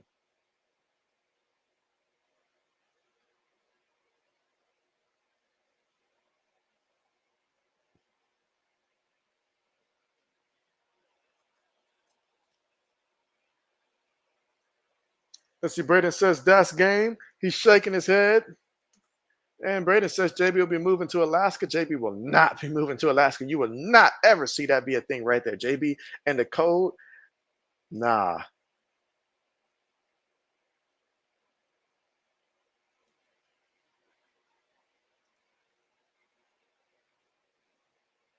Madsen throws it incomplete.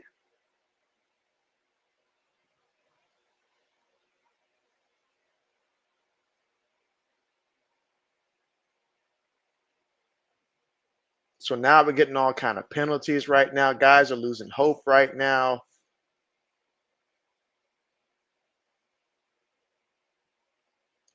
Backs them up 5 yards, 1st and 15. And again, just a reminder that tomorrow's stream, Ohio State versus Oregon. Man, we can just find a way to get a victory.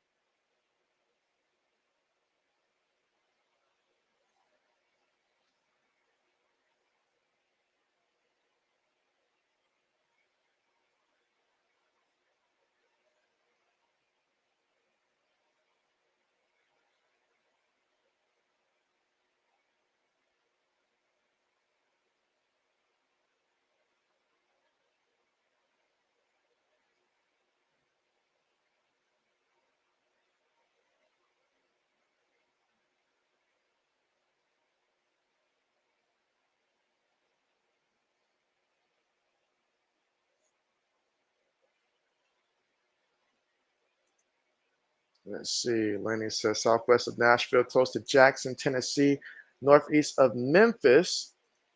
And RC says he's come to the conclusion that this game might be over. Braden says it's supposed to get really cold next week, even down in Texas. And so, yeah, but JB will stay warm. All right, so first and 10. Look, can we get the play going without having all these penalties now, referees? You can see that this game right now is pretty much almost over. I mean, it's not their fault. They're obviously doing their jobs there, but still, we're getting a lot of penalties right now. A lot of penalties. All right, she says, Braden Productions, where you at? You say Oakland, Wisconsin. Let's see. Braden says, Will Howard is going to slide again and run at the clock. Come on now. Come on now, man. The man made a mistake. He made a mistake. First and 15. You see, I'll be moving to Las Vegas. Now, Las Vegas is a possibility. It's a possibility. It's a possibility, but I'm going to need 80s to be my sponsor if I'm going to end up going to Las Vegas. Otherwise, it's not going to end up too well for JB at all. At all. So thank you. Bet. Samuel says, me too, Mississippi cool. Let's see. RC says, Braden, I'm trying to see an Indiana Fever game. You say, dang, man. Plus, I'm trying to see my Hawkeyes when they play your Bruins in late February. 4 minutes and 42 seconds left of this college football playoff matchup here. First and 10 here for Boise State. Madsen looking, throws it, gets the completion. Brought down immediately. Second and 10 coming up, and the clock continues to run. Braden laughs at that. RC says February. He said, yeah, I knew you were going to say it. I knew you were going to say it. You can't cut JB no slack, Braden. All right, second and 10, throws it. Ball's tipped. Oh, that almost was an interception right there. But third down coming up. He said Iowa versus UCLA is going to be a good one. And the man of the hour in the zone, late to his own stream, apparently. He says, what is going on? You say you don't even have the link. So, okay, so you checked that you verified the link, and the link I shared with you is not even this one here. It's the one for Friday. So I have no idea how in the world they did that, honestly. Like, no idea. No idea.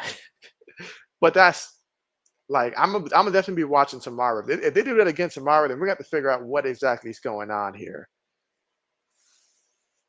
But that's insane. But tell us this, Zoe. I know you're going to be going live for Sunday's game, but what do you think about Michigan's game? Beating Alabama. Samuel says Las Vegas hot girls there. Joe said he needs some answers. He said he needs some answers. I need some answers too, for real. Like, because I was shocked. I was like, what do y'all mean? This lady says you're getting off here. Got to wash the dishes here. Well, thanks for coming through here.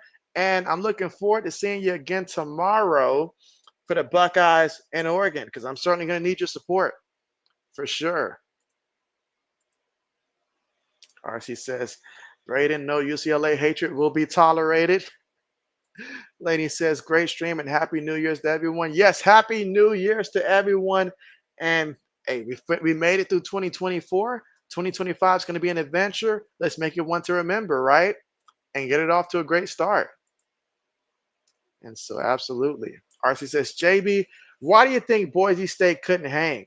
Well, that's a good question. That's a good question. If we're being honest with ourselves and stuff like that, like outside of the fact that I think Boise State did play Oregon, they did play Oregon this year. But quite frankly, when you're not going against similar competition regularly like that, it's tough at this time of the year because Penn State's been tested. You know, they played Oregon, they played Ohio State, you know, they played some tough teams this year. I think they played Indiana as well. So it's just being battle tested. And not only that, when you play tough competitions, they take away what you do best. So you have to learn how to build other ways to win. Meanwhile, for Boise State, every game they played, their running back has averaged 196 yards rushing each game. So when they were not able to have that kind of success, this is more than 100 yards less than what Genti typically gets on average. So they don't have an identity outside of that. Like, yes, Madsen made some plays, but he's not the kind of guy that's going to go out there and take over. And then the line of scrimmage, the first half, trying to run the ball, they were not winning that line of scrimmage battle. So the difference between the line of scrimmage, even on the other end, on the defensive side, look at this. Katron Allen, 131 yards rushing. Singleton, he's got what, like 85 yards rushing. So between the two of them, that's more than 200 yards rushing. So that defensive line was losing the battle to the offensive line. So ultimately, anytime you see this happen, it comes down to really the line of scrimmage on both sides of the ball. They just was not able to compete with a team like this. On paper, it looks nice, but in the actual game, it doesn't play out that way. There will always be that difference between a line of scrimmage, and that's what makes a difference between a top 10 team and a team that makes it, I guess, top 25. But that's my opinion there as to why they couldn't hang today. But they showed that they, could fight. They had some moments. Turnovers played a role. That also played a role. You have to play a perfect game if you're going to beat a team like this, if you're Boise State. And they certainly didn't do that.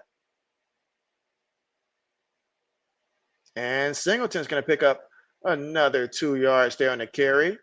And again, if you're Penn State, all you're thinking about right now is running the clock as much as you can. Samuel says, hey, what up, Zoe? And Happy New Year. Let's see. Braden says, oh, hello, JB. I'm on Zoe's channel now. That's how you know this game has gotten one-sided now. We've got people going to the other channel to now. Braden says, Happy New Year, Laney. And again, Happy New Year to everyone. You say a great start would be Ohio State to lose. You mean to win. I know you meant win there, Braden. I know you meant win. RC said, another interception. RC's going through it, man. He's going through it. Let's see. Braden's shaking his head. RC says, JB, eventually one of these games will be close. Oh, it will. It will. Tomorrow's game will be close from start to finish. Believe it. Allen picks up a modest 4 yards there.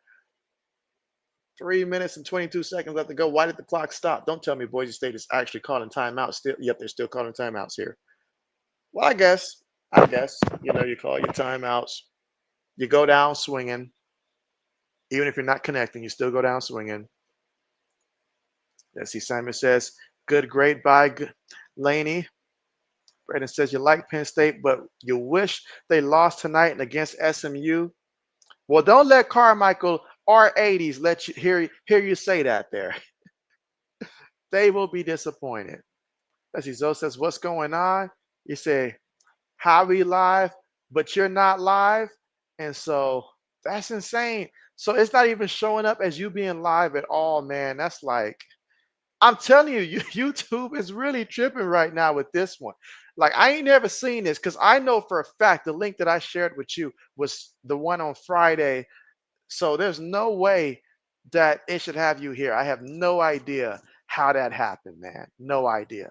As far as I know, YouTube could have went and grabbed a random stranger and just added them to the tube, man. Like, it could have been. It could have been. But again, Penn State 4th and 5. Will they actually go for it here? Didn't think so. But yeah, they be tripping. He said, we confused though now. And so yeah, like that's crazy. Like, that is insane, man. That's insane. Like, that should not be the case though. I'd reach out to support, but you know how you know how hard it is to get something back from them. We got to email and stuff. But this is insane. And you say you have no idea. You say, but I never uploaded that link yet. So even though, yeah, so even with that, it's a different link, and you didn't even upload that one. That is crazy. That is crazy. You say, but at least you're getting views. So it's like you don't even sign in for work, but you still get paid for it. But man, but yeah, hey, it worked. I picked up a sub as well. So hey, it worked out. It's a win-win situation. As the Brandon says, that would have been crazy if your stream went to another random YouTube. Like for real though. For real though. What if it went to a YouTuber that had nothing to do with sports whatsoever? Nothing to do with sports. Like I don't know, maybe an algebra type of channel or something like that. But like it could have been. It could have been. Meanwhile, Genty gets another carry here. At the very least, he can let the man get his yards. And so Angel says, Zoe, happy new year, bro. And again, yes, happy new year, everyone. All right, so he went ahead and dropped Zoe's channel in the link there. Subscribe to our guy Zoe. Absolutely. Appreciate that there, Braden. Good looking out. And again, 2 minutes and 40 seconds left to go here. We still got the 2 minute mark to stop the clock, but this one's pretty much a wrap. Matson gets the reception, and his tight end gets brought down after making a catch there. That's a first down.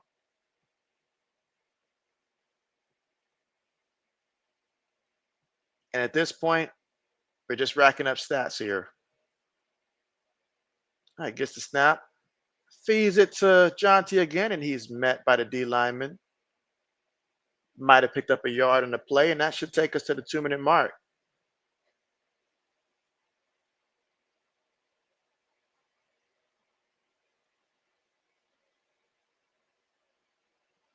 And again, Boise State, they had a tremendous season. They went 12-1. If you would have told Boise State fans at the beginning of the season, like, hey, you guys are going to make it to the second round of the college football playoffs, I think they would have signed off on that. They would have signed off on that. So a tremendous season, and then John T, he'll be going to the NFL. We'll see whatever team he ends up on. I'll be rooting for him for sure. Or she said, JB, you feeling fatigued or nah? And so not quite, but I'm pretty sure probably after tomorrow's stream, especially with all the energy that I'll be exerting for that one, I'll probably feel it there for sure. But man, this is how we end out 2024. And it says JB showing up for tomorrow content for show. And so, oh yeah, with the Buckeyes involved there, they need me. They need me, despite what old man says about JB probably bringing the Buckeyes bad luck. They need me. So I got to be there for them. Let's see. And Zoe says, Happy New Year's to y'all. And JB, thanks for everything. And so thank you, Zoe. And Happy New Year's again to everyone. A new year, new opportunity, regardless of what 2024 brought, because we lost a lot of good people in 2024. We lost a lot of good people in 2024, but we're still here. And so we're going to make it count for those who, aren't able to see this moment. So we have a great story to tell whenever we do see them again, in the next life. So 2025 is all about starting off positive and going from there. So it says, thanks, JB, of course. Graydon says, yeah, I was confused why I wasn't seeing some of the messages on your stream, but it makes sense now. And so, yes, it does. Let's see. She says, JB Travis Hubter. You mean Travis Hunter there? I'm assuming it's not a spinoff here, just a typo.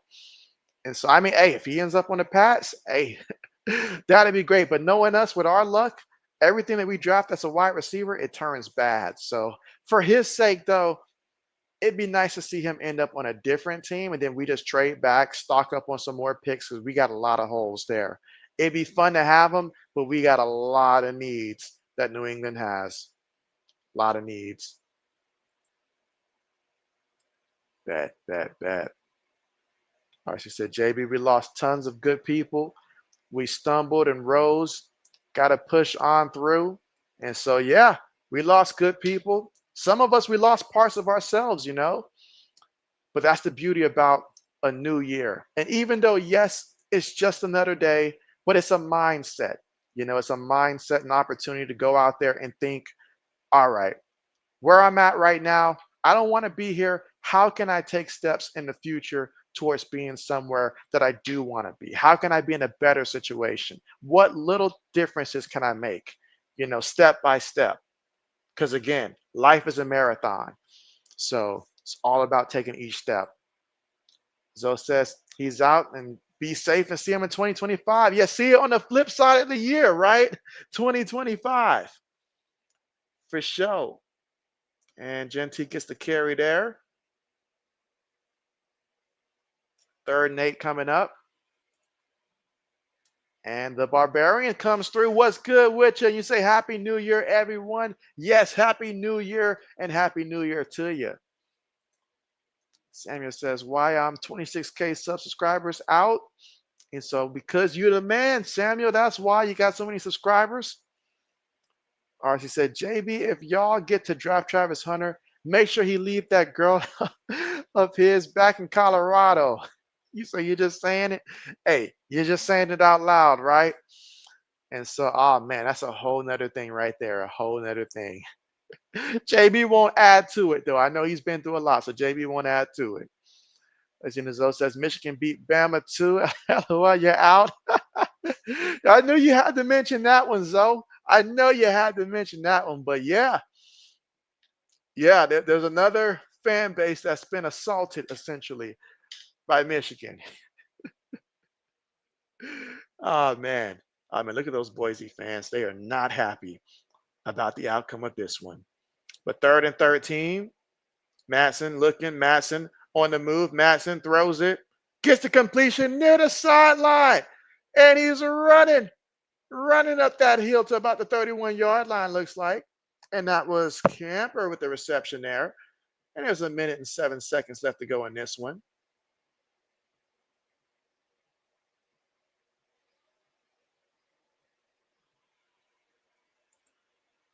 And Samuel says, closing in on 27K. 27K, Samuel. Living a big life. And Braden says he's going to call it a night. Says, good night, JB. See you tomorrow. And Happy New Year. Yes, Happy New Year to each and every person here. And just enjoy the remaining, I guess, time was left in 2024. Awesome time to reflect. It's like JB's got to think about the mistake I made in my fantasy football championship, starting Brian Robinson, knowing that it was a tough matchup against the Eagles, but thinking all I really wanted from him was really like 8 points. That's all I needed. And he couldn't even get me a single point. But I'm going to leave that in 2024. Zoe says, Happy New Year's, Angela, and everyone. See y'all in 2025. Let's go. That's right. Let's go. Let's get it. Great fortunes await us in 2025. RC says, peace, JB, for real, for real. Same to you, RC. Same to you. And Samuel says, am I going to be live tomorrow? And so, yes, although it will be tomorrow, 5 o'clock Eastern time for Ohio State versus Oregon. Again, that's 5 p.m. Eastern time tomorrow for Ohio State versus Oregon. All right, 46 seconds left.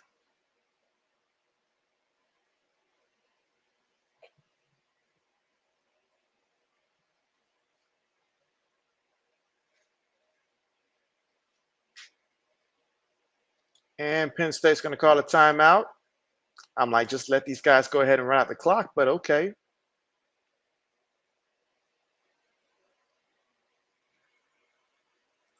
And Samuel says, thank you, buddy. Of course, thank you, Samuel. Thank you. And again, 2025. A blessing to see another year. But again, I'll go ahead and start my recap right now. Penn State, they're up 34-14, 46 seconds left to go. Whether Boise State finds a way to score or not, it's not going to change the outcome of this one. Penn State will win. Drew Alar was 13 of 25, 171 yards, and 3 passing touchdowns. Katron Allen, he had 17 carries for 134 yards. Singleton, I believe that he might have had 100 yards rushing as well. So just a tremendous performance by Penn State. Warren, he had 2 touchdowns in this one. Again, just 43 seconds remaining. 3rd and 5 coming up, but he did get out of bounds. Unfortunately, that stops the clock.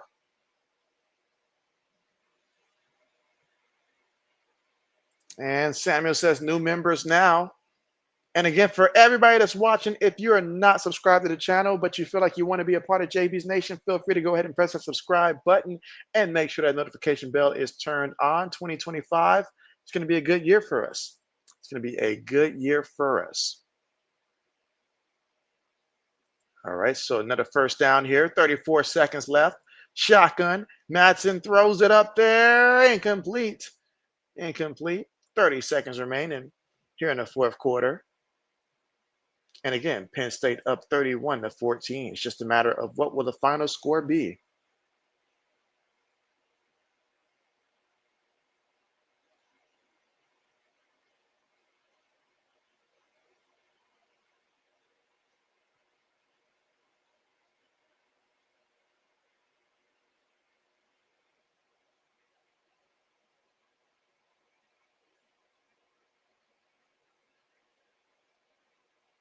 And so that's going to be it for John T.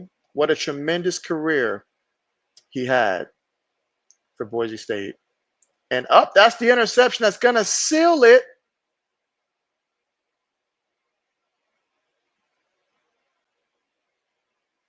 And that's it. Penn State will advance. You can see the excitement there.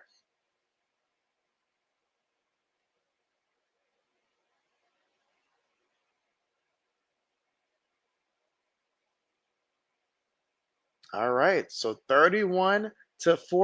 And all Penn State has to do is go out there and take one knee. And that's all she wrote.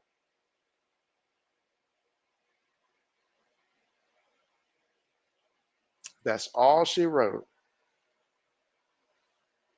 And so we're going to take this time to thank each and every person for coming through here today. Congratulations, to Penn State winning this matchup as they take the knee to round out this clock.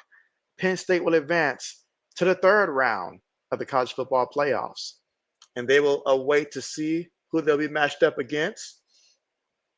But this was a big time victory for Penn State, the program, for James Franklin, for his squad, as they move on to the next round. As for Boise State, it was a great year, great season, and just enjoy it. Just enjoy it. But this concludes the last stream that for JB for 2024. As tomorrow, 2025, we start a new year. So happy New Year's to everybody. Thanks again for coming through, guys. Again, I really appreciate the support, everybody. It was a great game. Another final score towards the end. It got a little bit one-sided there, but it was a fun game to stream. So thanks again for watching. JB will be live again tomorrow for Ohio State versus Oregon. Again, that's 5 p.m. Eastern tomorrow. Samuel says he's out. And good night. Yeah, good night to you, Samuel. Take care and see you tomorrow. RC says Boise break. Oh, man. Boise fake. No, don't do it to him, RC. Too soon. Too soon. But that's it for today, folks. So JB's going to go ahead and wrap this one up here. But again, congratulations, Penn State, on the W. And see you guys next time. And again, everybody, good night and happy New Year's to everybody. As Samuel says here, goodbye, everyone, and a happy New Year 2025. And when I see you guys again, 2025. All right, take care, everybody.